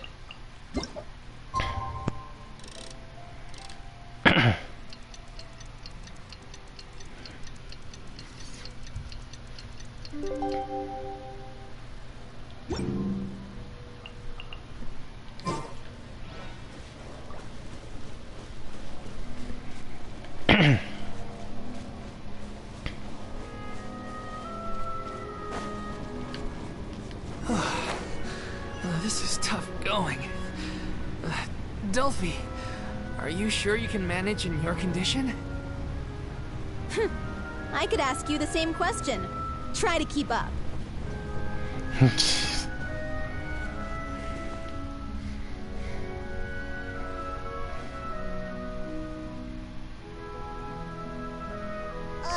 if this journey wasn't tough enough already without a roadblock.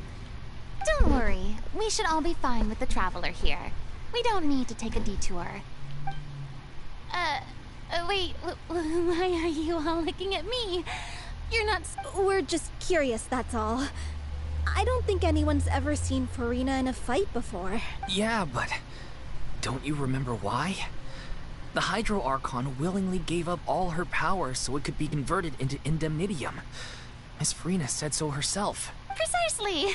And I'm not even the Hydro Archon anymore, so all my power is gone anyway. As much as it pains me, unfortunately, I should just stay put. I'm more like a damsel in distress more than anything. That sounded so smug. Ugh, secondhand embarrassment is unbearable.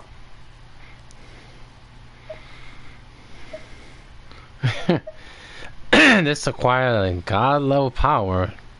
Don't you know any self-defense? Hey, lay off, all right? My bluff is hanging from a thread here. I'm sorry. I got carried away. Please help us out, would you? Aww, too bad. I was so pumped to feast my eyes on fight mode Furina. Sorry to leave all the heavy lifting to you. Don't worry, piece of cake.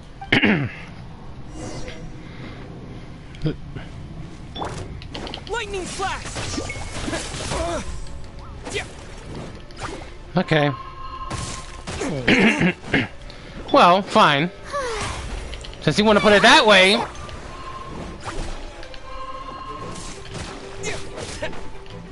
No one escapes my sights. Like this!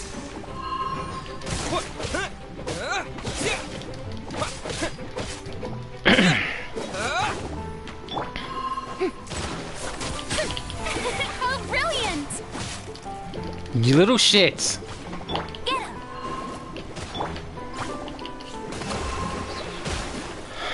One thing is annoying, these fucking slides.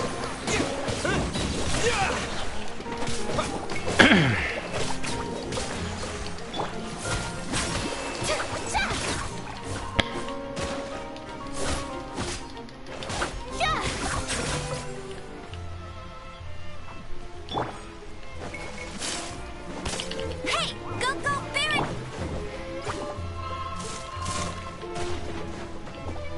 Lightning flash!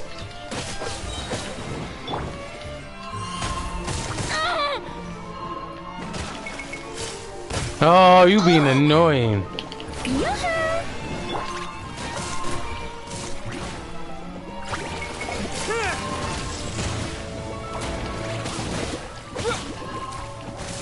Let it rain. Allow me. Let the world collide.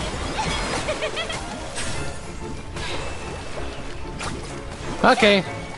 That was a mistake. Fucking hell. Bravo! Good show. You certainly live up to your reputation. Yeah, thank you. Anyway, the path is cleared now, so onwards and upwards.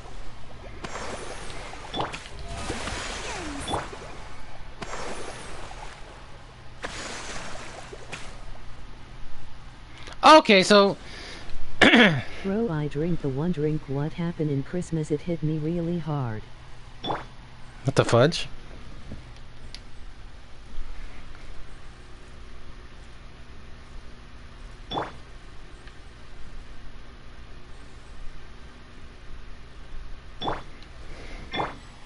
Okay.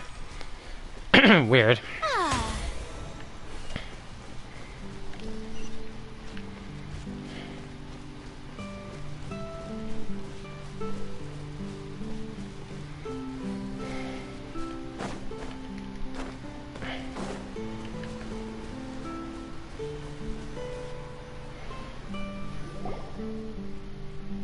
Vilma, are you there? Huh? Oh, it's you guys.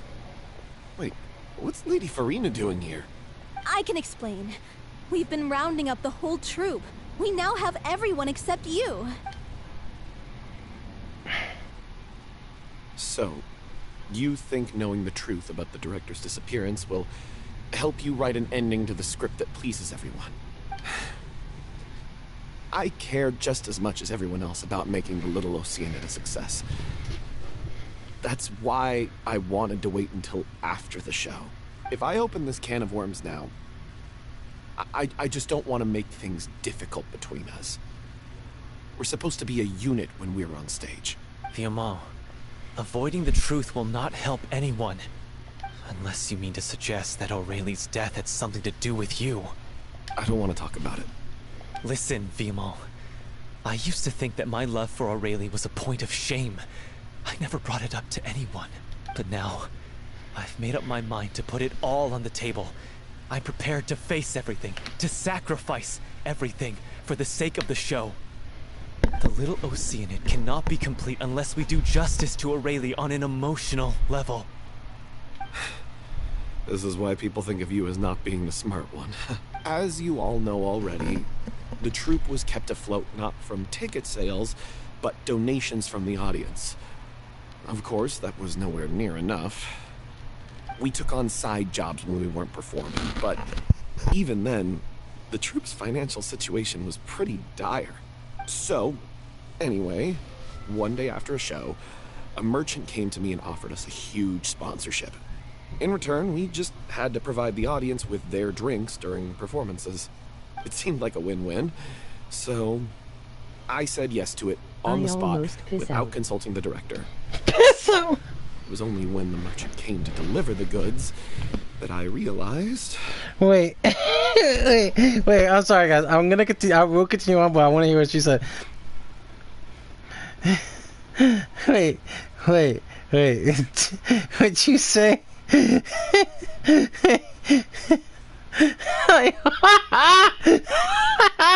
Wait.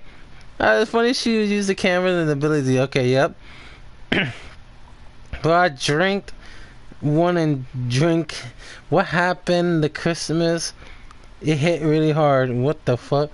I almost pissed out.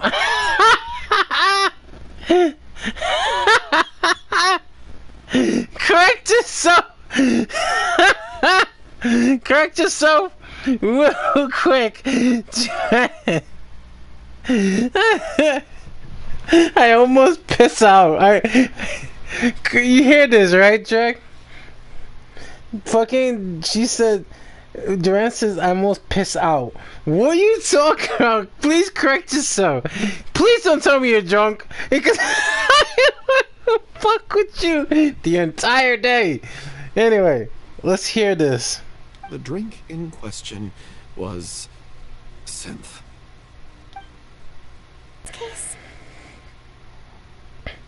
I remember that incident in the stage in the opera. But it's also caused harm from the body. I freaked out when I saw the boxes. And I told the director everything right away. She was completely shocked. Yeah, that's what I heard. But she didn't reprimand me for making the decision without consulting her. Instead, she contacted the merchant and stated that the troupe could not agree to this collaboration. The merchant was furious, berated us for going back on our word, and threatened to sue us for damages. The amount was astronomical. There was no way we'd be able to pay. And then? I was going to sort it on my own, but the director stopped me. She said that this was an issue for the whole troupe, and it wasn't my fault. But things only got worse from there. The synth merchant just wouldn't let up, and suddenly the director told us all to leave the city one day. I knew then that things must have reached a boiling point. I admit this whole thing was my mistake. I didn't dare to tell any of you the truth back then, and after the director disappeared, I was even more afraid to say anything. You brought the director the attention of the synth dealer. Yeah, I got Aurelie killed. There, I said it. Happy now? Hey, don't say that. You traitor! You knew Aurelie was in danger. Why in God's name didn't you tell us? What do you mean? You were afraid. This was a life and death situation. We could have saved her. How could you be so stupid? Please, try not to get too worked up. Yeah, listen to him. You need to stay calm. Stay calm? How can I stay calm? This guy got Aurelie murdered. She was the love of my life. And he has the gall to try and high-road us, claiming that he kept his mouth shut for the sake of the show. How about taking some responsibility for what he's done? All I can say is I'm sorry. Truly. I wanted to apologize to everyone in the troupe, but that won't bring back the director. What good is my apology now? I'm just a coward who made an awful, terrible mistake that I can never take back. Beat me up if you want. Kill me if you prefer. It's what I deserve. End my life. So I can meet the director and apologize to her in person. Get out of my sight. Go, get lost. I don't ever want to see your face again. That's enough! You've screamed and shouted at each other for long enough. Now pipe down, both of you! Can you stop conflating the show on stage with your real-life relationships in the troupe? You keep saying that you want to use this final performance to pay tribute to your director and celebrate her life. How can you do that if you're just using it as an excuse to vent your own emotions? You're right. I'm sorry. On stage, the lead role is the focal point of the audience's attention. And you're all used to seeing the director as the heart of the troupe. But in her own life, her greatest desire wasn't to be the center of attention. I can tell how much she loved you all, and how much she loved the troupe. What she wanted was to build a warm home for all of her brothers and sisters. To shield you all from the storms that rage in the world outside. That's how you should remember her. And that's what you should be celebrating. I understand why you're trying to make her the hero of the story, but isn't she your hero already? After everything she did for you? Yeah. So think hard about what that means. And then think again about what you hope to achieve by arguing with each other. If you really hate each other and can't reconcile your differences, then you could just call it quits now. Why bother with the final performance if the group is already fractured? But you can't bring yourself to do that, can you? You care too much about Director O'Reilly and the home she built you all to let go. What are you laughing at? I don't see what's so funny. Sorry, I didn't mean it that way. It's just that, for a moment there, it felt like our director was back with us again. If she'd seen Paulo and Vilmont at each other's throats like that, she would have scolded them exactly like you did, in that same stern voice. Really? But she sounded like such a gentle person. Of course she was. Even her harshest lectures came from a place of kindness, and it showed. She really was a truly outstanding person. What you said, it really puts everything into perspective. I'm truly sorry. I really meant for this to be a genuine apology, but I ended up making it all about me and my self-pity. It's all right. Let's save all this for after the performance. So, the ending. What are we gonna do about it? Clearly, everyone needs to take a step back for now and reflect on what really matters.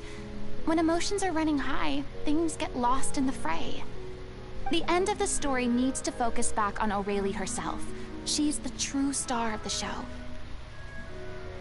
It might actually be possible to find out more about her fate. What do you mean? The Traveler is right. You once investigated that underwater synth base and recovered items belonging to the victims. If you could find anything that O'Reilly left behind, perhaps we can get a better sense of what she went through in her final days. You really think that's possible? I trust that nobody would object to the ending of the story being based on O'Reilly's true feelings. No. Well, we'll leave this in your capable hands. Come, let's pay a visit to the Palais Mermonia. The rest of you, head back to the rehearsal location for now, and wait for our good news.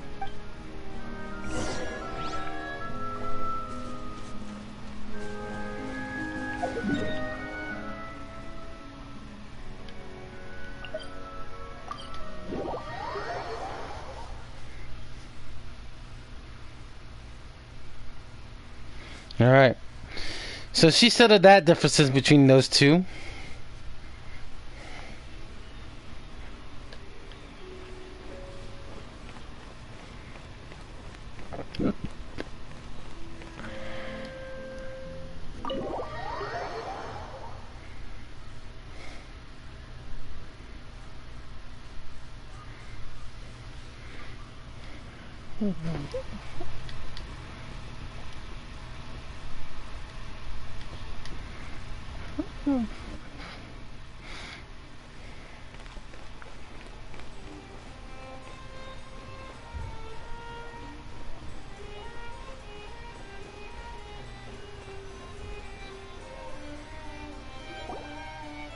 You want to review some recovered items connected to victims of the serial disappearances case? But, that case has been closed for quite a while now. Still, since you were the ones who discovered and submitted the evidence in the first place, you don't actually have to submit an application. Okay, please hold on. I'll have someone dig them out.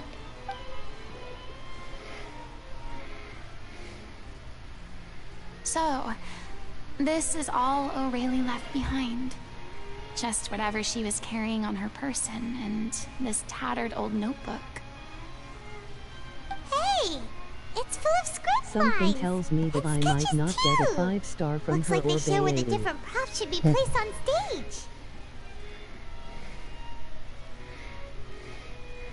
stage. Or Dr. Baiju, be careful. Let me take a look. Maybe there's something in here from after she was kidnapped. Aha! I found something. To whoever discovers this diary. Let's see. Looks like she kept a detailed record of her captor's actions. She even mentions the truth behind the experiments on dissolving young women.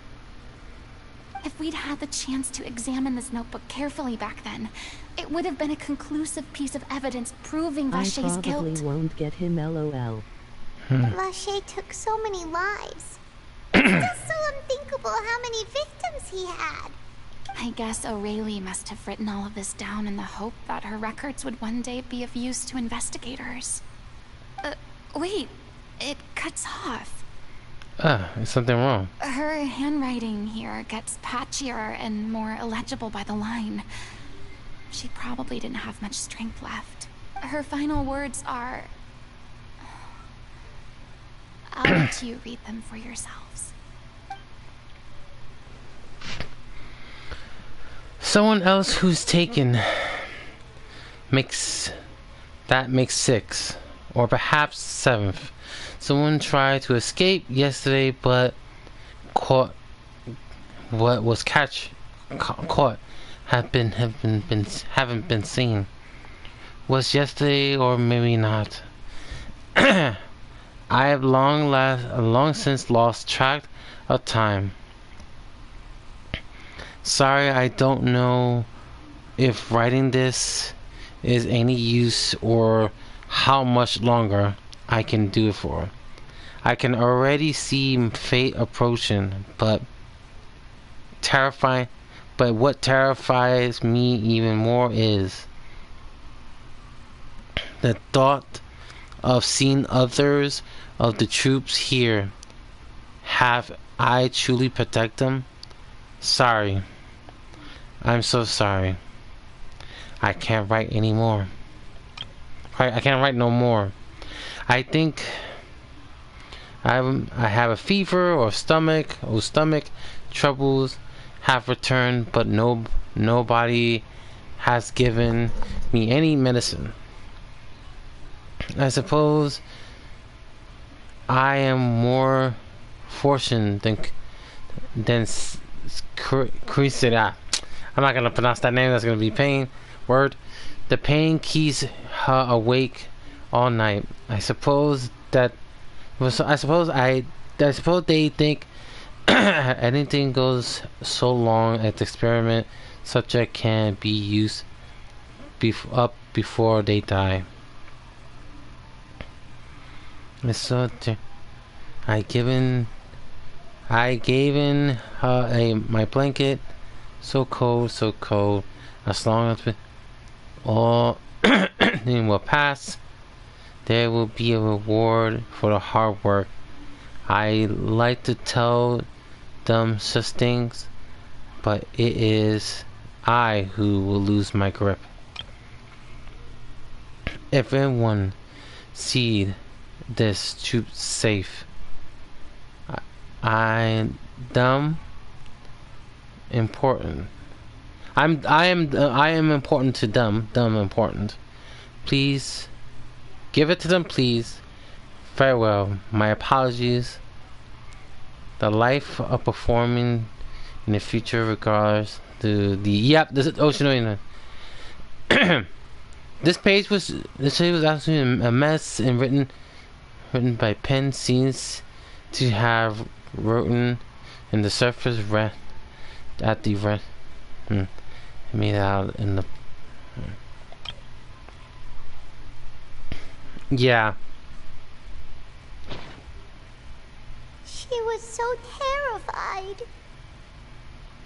She watched the girls get dissolved right in front of her. She may have been a mighty hero in the eyes of her troop, but at the end of the day, she was only human.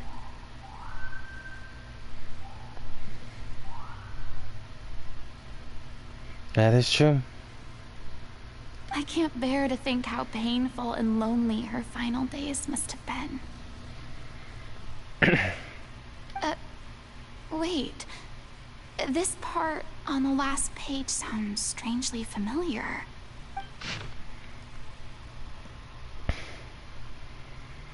Flipping through the notes, the letter continues. However, one page has been torn out, folded up, and placed next to the blank at the bottom of the fold. The two new lines has written into the heart handwriting, much more before. If you become human, you can reveal your secrets to no one. You will face suffering and loneliness. If this is because I am an older sister to them, and I love them. If you become human, you can reveal your secret. You will face suffering and loneliness. Is this still what you want? Isn't that the most important line in the Little Oceanid? Because I am an older sister to them. Oh. So she didn't regret her decision, even as she sat in silence, waiting for death to come. I'm sure this is what the troupe would have hoped to hear as well. She had their utmost trust, admiration, and love, and she truly deserved it. Let's go. It's time for them to learn Director O'Reilly's final thoughts.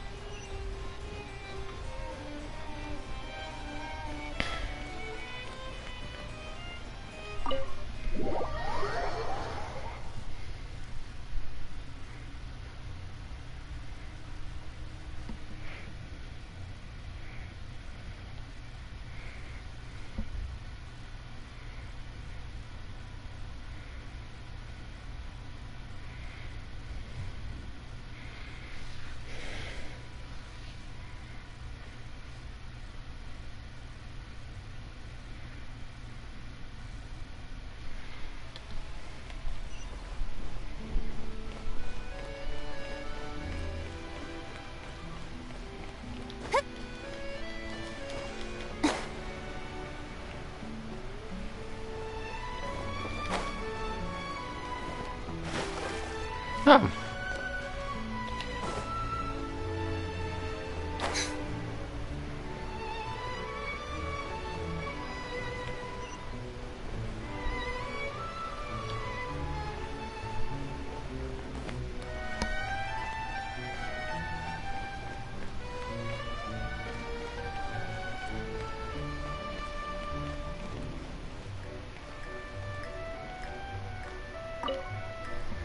All right.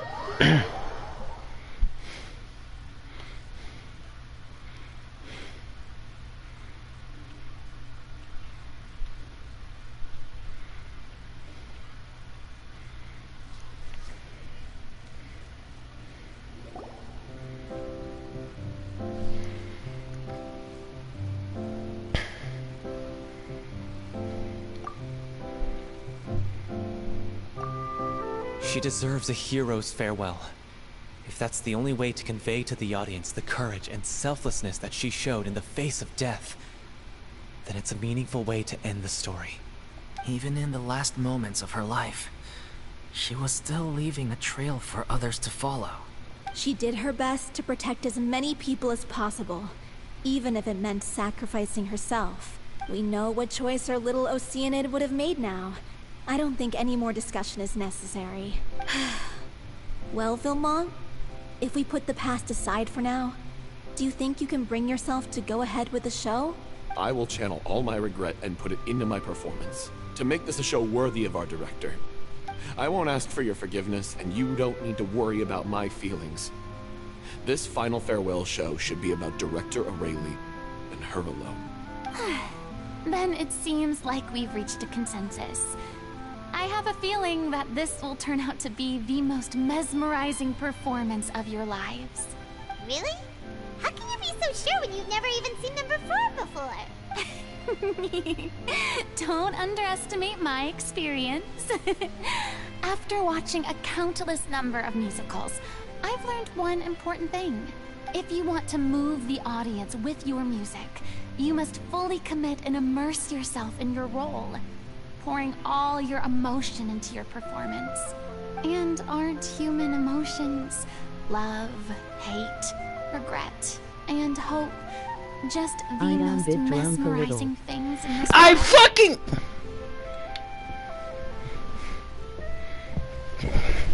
I'm gonna be on your ass. What are you drinking, margarita? I don't believe anybody could be more committed to bringing this story to life on the stage than they are now. Thank you for the vote of confidence, Miss Furina. And thank you for supporting us through all this. Then, let's not delay things any longer. We need to discuss the details of the ending and get it nailed down once and for all. Actually, before that, I'd like to make a proposal. During the curtain call, please allow me to use the director's name instead of my own. Huh? But then... After all, this role was originally meant to be played by the director. I'm just filling in for her. Besides, a role commemorating her life should be associated with her name. Well, if you're sure you're okay with that, I have no objection to it. Now we're talking like a serious acting troupe. All right, I'll leave you to fine-tune your musical while I go and procure a stage. Procure a stage? Oh, it's okay. Our usual place doesn't need a reservation. That place? Oh, don't be silly. Looks like she For needs an yelling LOL. extraordinary show, we need an extraordinary stage. By which I, Furina of has course, his drum mean W. the Opera Epiclese. Excuse me. Hold on.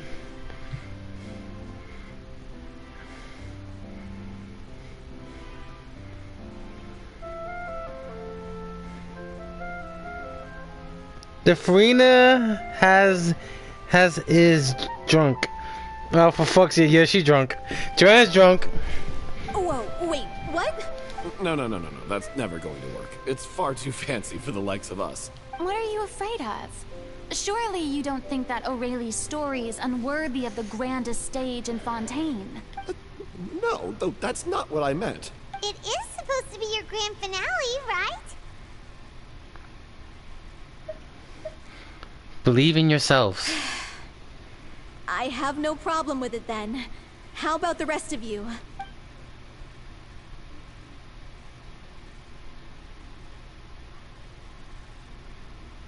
I'll take your silence as a yes. Thank you for giving us this opportunity. It really is a dream come true. Well, then don't disappoint me. If you mess this up, it'll reflect poorly on me too.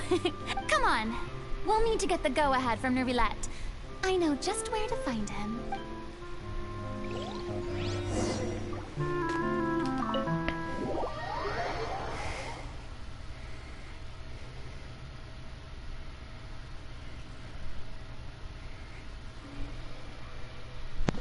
Joanne's about to be fucked if she sees it.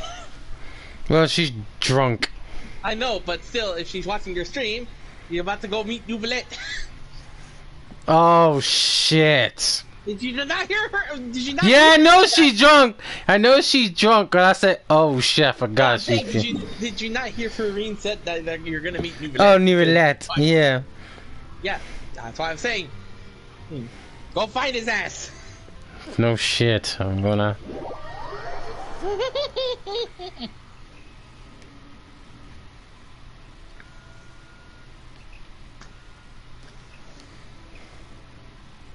But yeah, once it's time for the play, you're gonna be very surprised, especially when Paimon says something.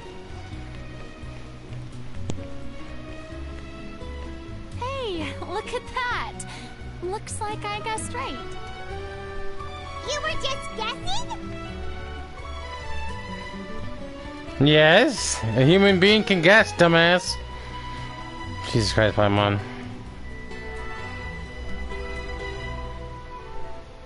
I knew you'd be here.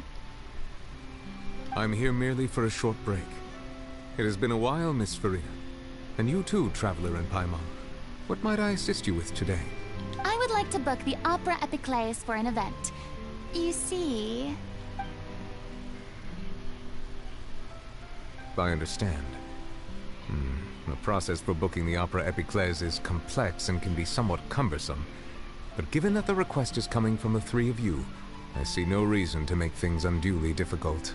The story of the Little Oceanid is most fascinating. I'm looking forward to seeing it performed on stage.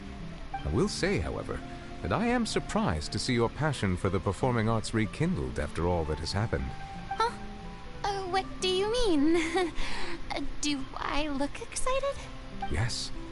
And this is the first time that I've seen you like this since your departure from deityhood. At first, I just felt bad about rejecting them. So I wanted to learn a little bit more about their situation. But one thing led to another, and... well, here we are. In the past, we sat in our high chairs in the court, giving our opinions on isolated cases, all while knowing very little about the human stories behind each and every one. Maybe it's because I finally become an ordinary person and gained my freedom, but I've developed a great sense of curiosity about their lives. I am truly delighted to see you find a new lease on life. Now that you've regained some confidence, have you had any thoughts regarding a return to the stage? Why would you suddenly ask a question like that? Well, if the Little Oceanid turns out to be a great success, it will no doubt become a classic. Many theater companies are certain to add it to their repertoire. The experiences and decisions of the protagonist, Cleo, are all modeled after your own. Naturally, this makes you eminently suited to playing the leading role. It would truly be a shame if you did not take this opportunity to allow audiences to enjoy your outstanding acting talents once more. Haven't I already made myself clear? I won't act or perform in any role ever again.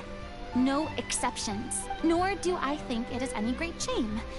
There is no lack of fine actors or inspirational stories, either on or off the stage. This experience is a case in point.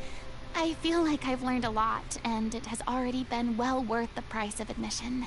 I must admit, though, I'm a little envious.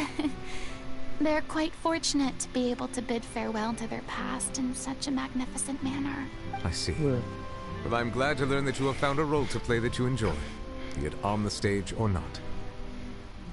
God damn it, Joanne, yup. I sincerely hope the show will serve as the grandest of finales. I will have my staff book the date and mail the relevant paperwork to the troupe once the details are confirmed. Thanks, Nervalette. You are very welcome.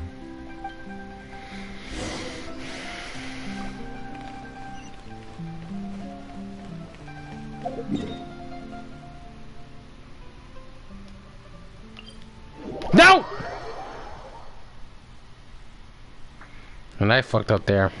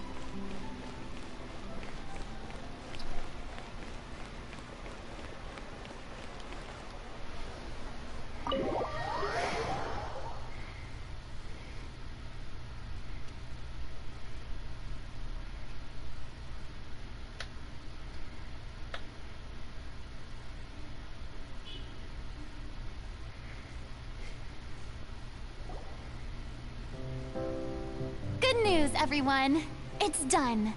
The Opera Epiclese is booked. Thanks to my eloquent and impassioned speech, Monsieur Nervalette was moved to provide us with a fitting stage for this special performance. We've had to fight every step of the way for this opportunity, but we now have all of the ingredients necessary to stage a truly spectacular performance.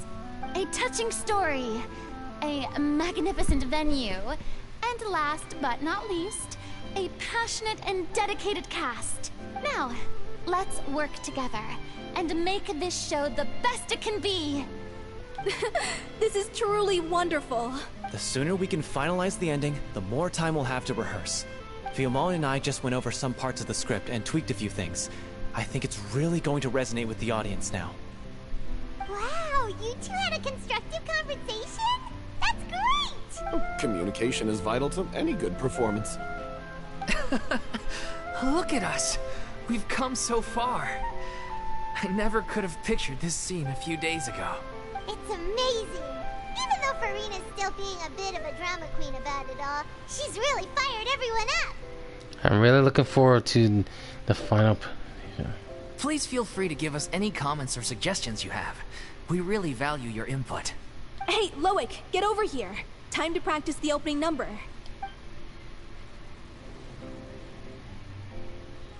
Looks like Snowy is so drunk. Maybe I should draw a piece of grape on her, lol. Oh, for fuck's sake.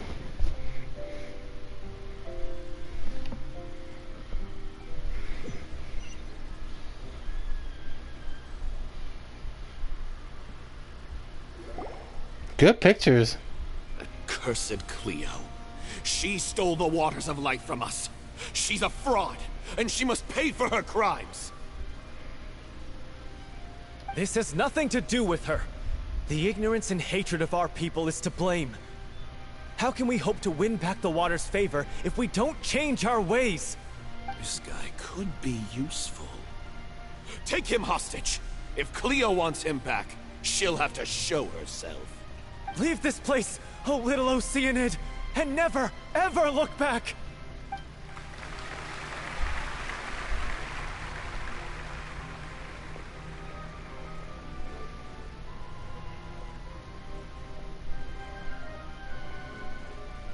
Everyone's really throwing themselves into their roles. I haven't seen such a fine performance in a long time. If only... What should we do? It's almost time for her to take the stage! Why? Why does it have to be now? Hey, what's going on? You're due on stage any second now. Oh no, not again. But why? What about your new meds? Did they stop working? They've been getting less and less effective over time. I've had to keep increasing my dose. What? I thought they cure it. So they were only managing your symptoms? I figured whatever it took to get me through this final performance. How could you do this to yourself? And after that lecture you gave me about not looking after... I'm sorry. I've let everyone down. You... This is a conversation for another time. How can the show go on without its star performer? Miss Furina? I'd like to make a request of you. Say no more. If you're sick, you need to rest. I know what you're going to ask. Loic, your character has no more scenes, correct? Oh, yeah. I think my scenes are all done. Although, I do have one more line. But I guess another guy in the troupe with a similar voice register could take it. Why? Please take Delphi back to her place to rest. I'll sing the finale. From the sublime to the ridiculous. After all that, everything's come full circle. Thank you, Miss Furina. I'm so sorry to put you in this position after everything you said. Never mind. What's done is done. It's really my own fault for getting in too deep. No one likes regrets, myself included. Leave it to me. I've watched you rehearse so many times that I've learned Cleo's part by heart. I do not doubt your acting skills, but please allow me to ask just one more question. After all, this show is dedicated to the life and legacy of our director. What, in your opinion, is the reason Cleo shines so brightly?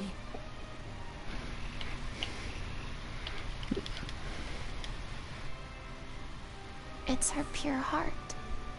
Despite all the pain and loneliness she had to endure, she never once stopped believing in the beauty in this world. Well said. I leave Director O'Reilly in your hands.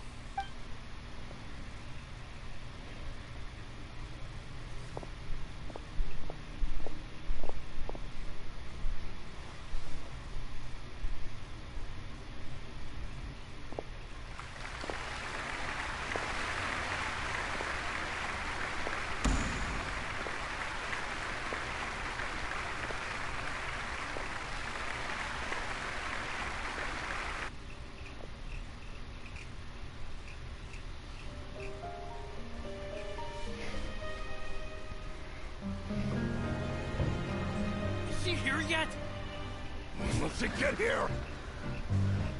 She's not coming! You're wrong. She's here.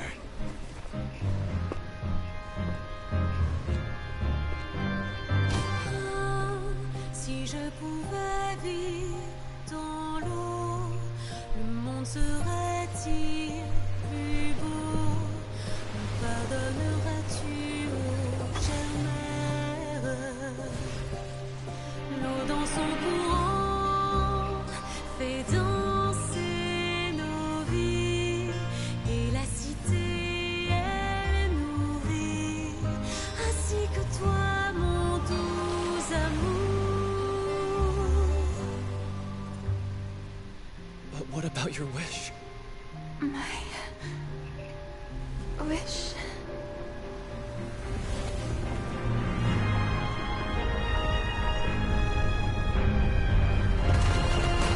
If you become human, you can reveal your secret to no one. You will face suffering and loneliness. Is this truly what you want? Le grand amour ne suffit pas, seul un adieu fleurira. C'est notre histoire de vie, douce et amère. Moi, je serai toujours là, à voir le monde et sa beauté, et ça ne changera jamais, jamais.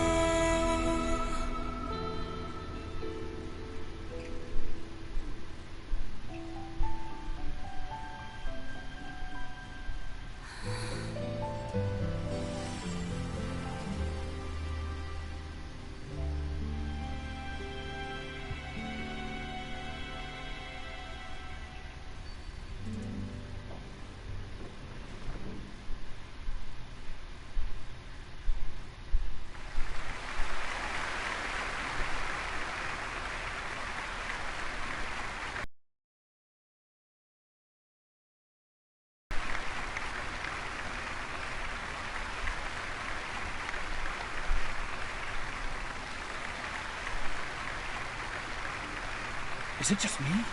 Or was that Lady Furina on the stage just now? Hello? No, I'm back. Hold on. Joanne, I know. Hold on. Joanne, I knew you were there. Hold on. She hasn't been seen for a while now, and she just appears out of nowhere? Gotta say, though, her acting skills are as superb as ever. The little Oceanid, Cleo, played by Aurélie Fumont.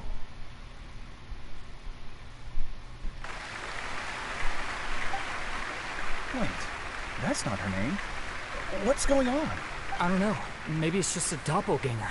I've spent a lot of time out of the spotlight, and they didn't use my name during the curtain call either. Hopefully, not too many people recognized me. It's too bad that I had to break the one clear rule I'd managed to make for myself, even if I had no choice.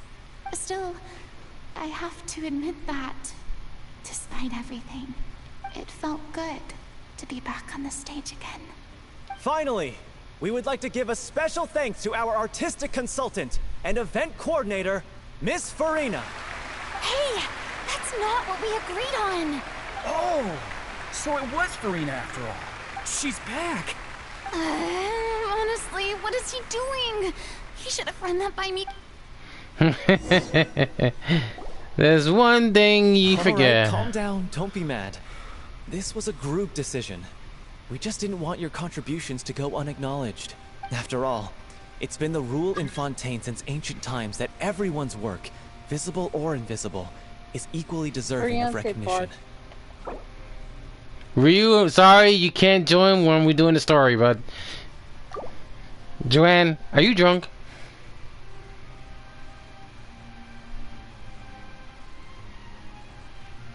She's not commenting, so let's keep going. Yes, I know the rule, but it should still be applied on a case-by-case basis.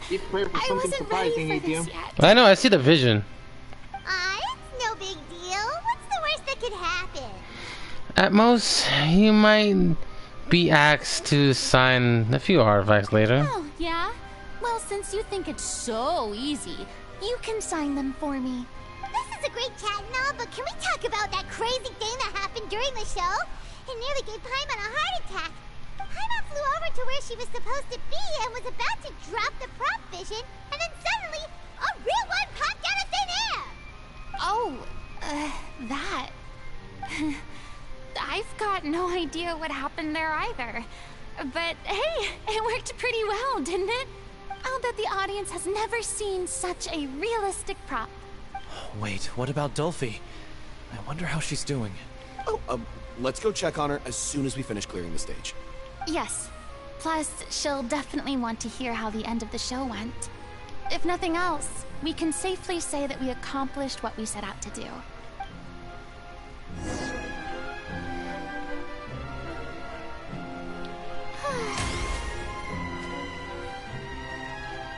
What? 2 hydros! Return to sea. Huh.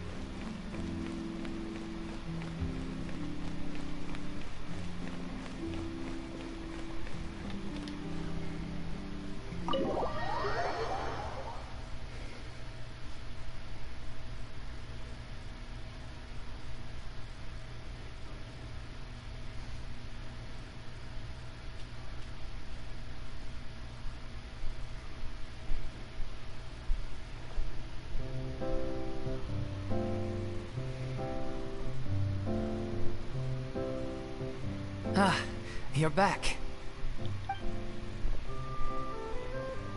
She's doing okay. Her condition stabilized after taking some of her original medication.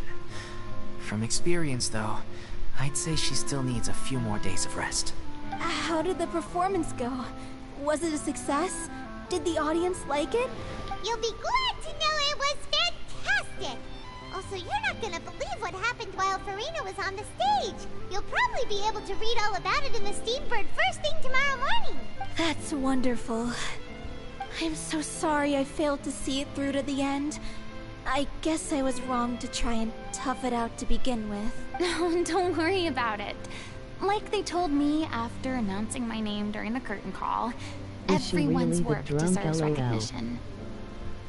Even though you couldn't see it through to the final scene, the audience was very impressed by your performance. It's safe to say that you made your mark on this memorial show. Well, one way or another, we did it. I've had bad luck ever since I was born, so I never expect things to go smoothly in life. I'm just happy to know that we went out on a high note, That's all that matters. Blaming your bad luck again, are we? Maybe if you didn't push yourself past your limits so much, your illness wouldn't be flaring up all the time. Oh, don't you start. I don't have the energy to argue with you right now. Aw, you two clearly care a lot about each other. I don't know what you're talking about. You mean we never stop arguing with each other? You two. I love that face. Any plans for the next step? After the brilliant performance you put on, the reputation of your troupe is sure to spread through Fontaine like wildfire.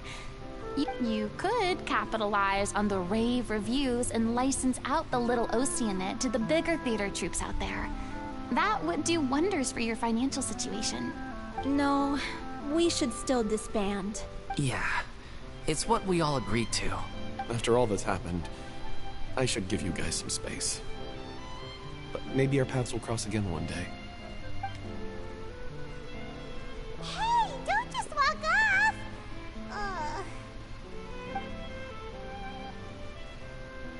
I still want to keep performing, so I might join another troupe.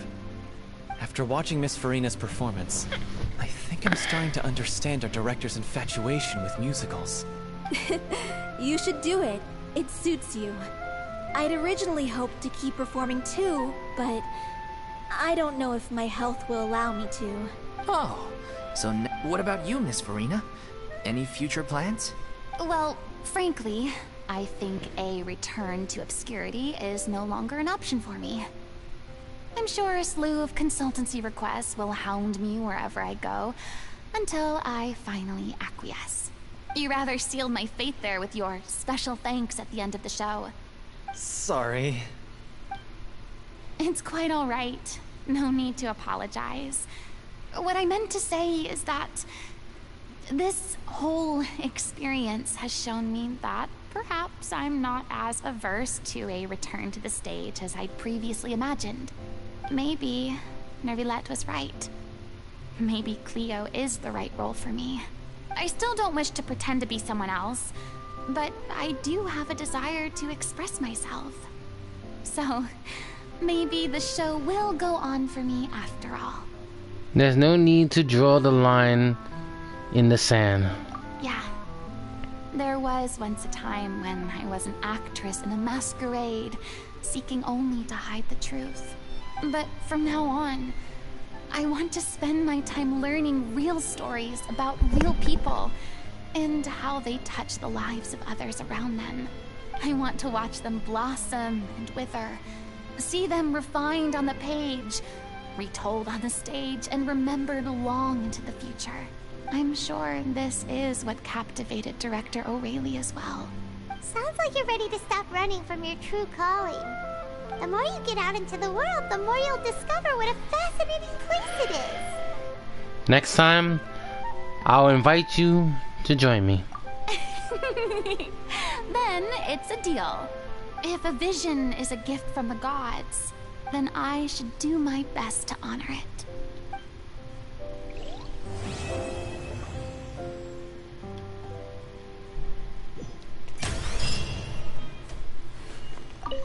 I'm just finishing packing up. As soon as I'm done, I've got an interview with the Steambird to get to. Thanks to all your help, the show was more perfect than we ever could have hoped for. But most of all, I want to thank you for giving me the chance to finally say farewell to O'Reilly.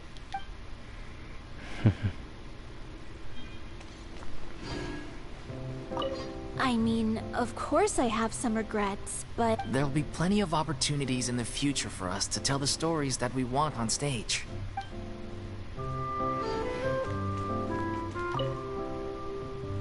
Now that the buzz is worn off, I feel ready to pass out.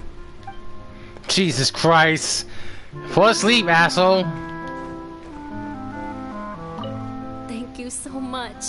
I feel like I've rekindled the passion I had when I first joined the troupe. It might turn out to be too little, too late for me. But still, this has been the experience of a lifetime.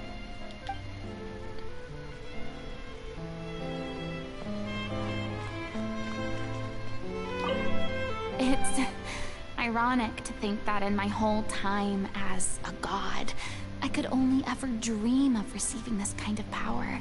And now that the gods have given me their blessing, it actually feels more like I'm finally able to take my fate in my own hands.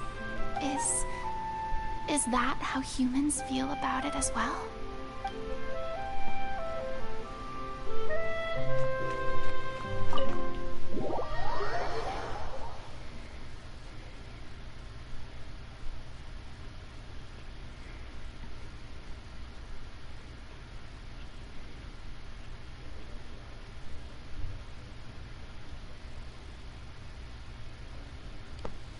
What do you think, ATM? Just as I expected.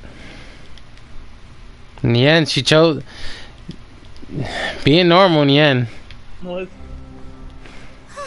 Her face reaction, not surprised. No, Stupid. but I mean, by Paimon's reaction about she's swinging around ready to fucking drop the fake vision, and then fucking then a real one popped up out of nowhere. Like, motherfucker, what the hell?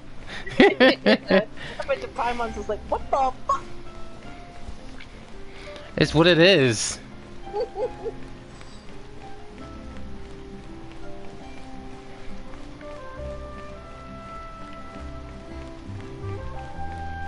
Alright. Overall, story-wise, fantastic. But we're not done with her second chapter. That was just the first act. The real act is gonna begin soon. Wow.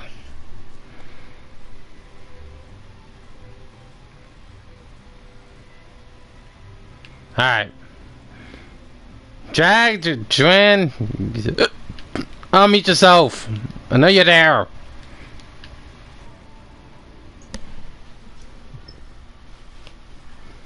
Alright. One more place. Well, let's do Yo-Yo Miss Sugar Tits for a bit.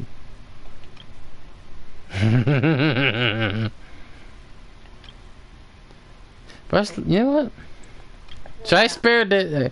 Are you okay? How you doing? Yeah, you're drunk. Are you drinking margaritas?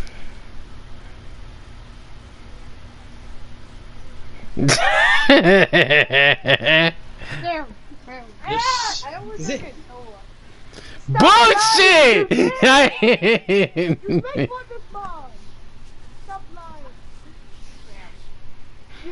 Yeah, she's drunk, ladies and gentlemen. Yeah, let me sugar tits. Let's just do this. Yep, just like drag. Alright. That didn't go well. Well, let's not go to Mondstadt instead. Hey, you're drunk. Cheers, margaritas.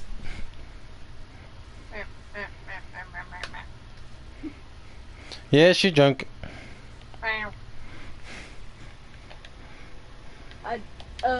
Joanne, are you okay? I'm trying to hit the buckle. The buckle? What the fuck is the buckle? It's a buckle to give me treasure chest. Yeah, Joanne is not okay. Buckle is the gold. Yeah, she's drunk. Yeah, she's drunk.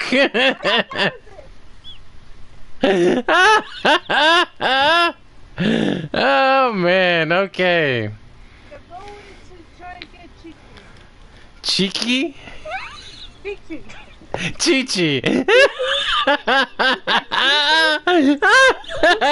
I'm having a ball. Okay, you know what? I'll leave you be. Let me do my final thoughts. Okay. She's drunk. Alright, guys. Final thoughts. So, even though in truth, being pretending to be a god was a dangerous task, but also a dangerous task to Focalor herself. But wielding the power of both, of vision, just goes to show you, you're human. Benedict still have not recovered from the hatred that she had done. But that's not her fault.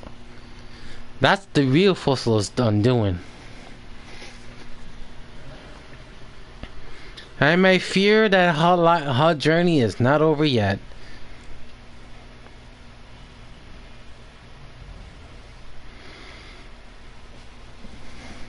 In truth, she doesn't have a vision, but until now.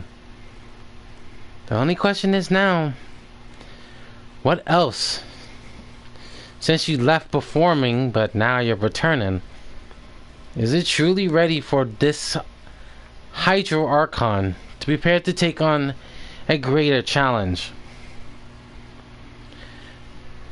Hopefully, we'll invite her into Lantern Raid.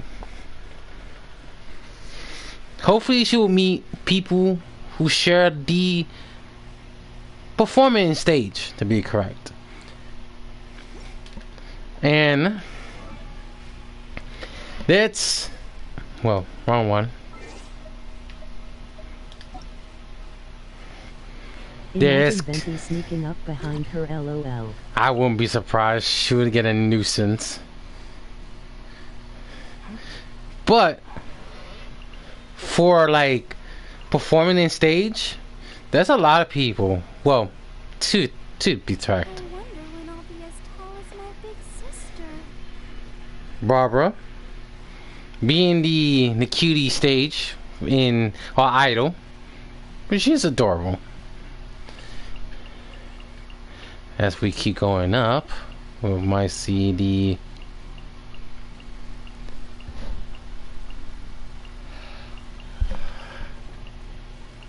let's see. I am trying to figure out. There she is. Eugen, who is an opera, just like Furina.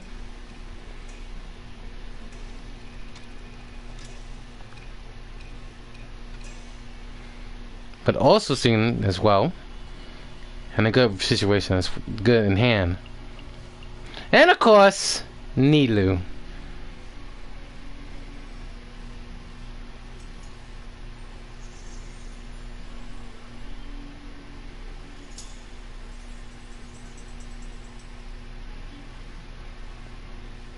Now you're wondering, what about one particular person?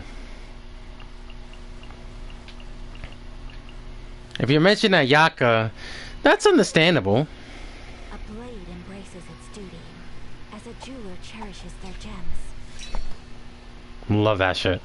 But, in the end, those are the three people that will guide her to, you know, will help her out.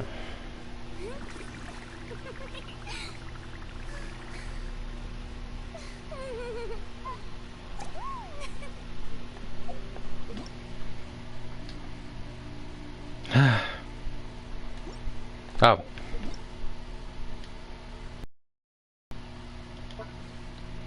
But there's one thing that the chapter will have to continue. There's someone missing. For Fontaine's sake, they managed to survive. But now the real challenge begins.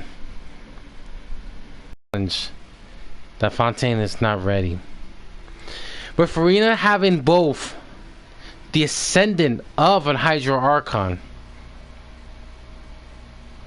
is she ready to take the most difficult challenge in her life? In truth, I will give her time. I want her to experience the world outside of Fontaine. Liyue, Imazuma, Mondstadt. To see what the world leads to and what they show. With that, can she truly see the vision that she wants to see? In the end, she is an Archon. She no longer has to play a role. She already is. All she has to do is just be herself. Once she do that, I'm sure she'll be alright and she can get a full recovery. Anyway, I'm gonna end it here, guys. I'm gonna do a lot of things to take care of. I got a lot of holograms to do. Can someone please, Ace, if you could, look for one of the reactions I did from Drag when she got the 21% for a fucking sword? But anyway, I would never get that shit off my head. But anyway, I'm gonna end it here. Furina, it's like the Traveler said. I will invite you to our journey. But at the end of the day, what a good story. And a final farewell. What a great performance to bid farewell to their great director. And they're saying farewell to the troops that know each other very well. Anyway, I'll end it here, guys. I'll see you guys in the next stream. And like always, subscribe. This is ATM 77 Unleashed. The channel has been unleashed. You live and you learn. Take care, everyone. Bye.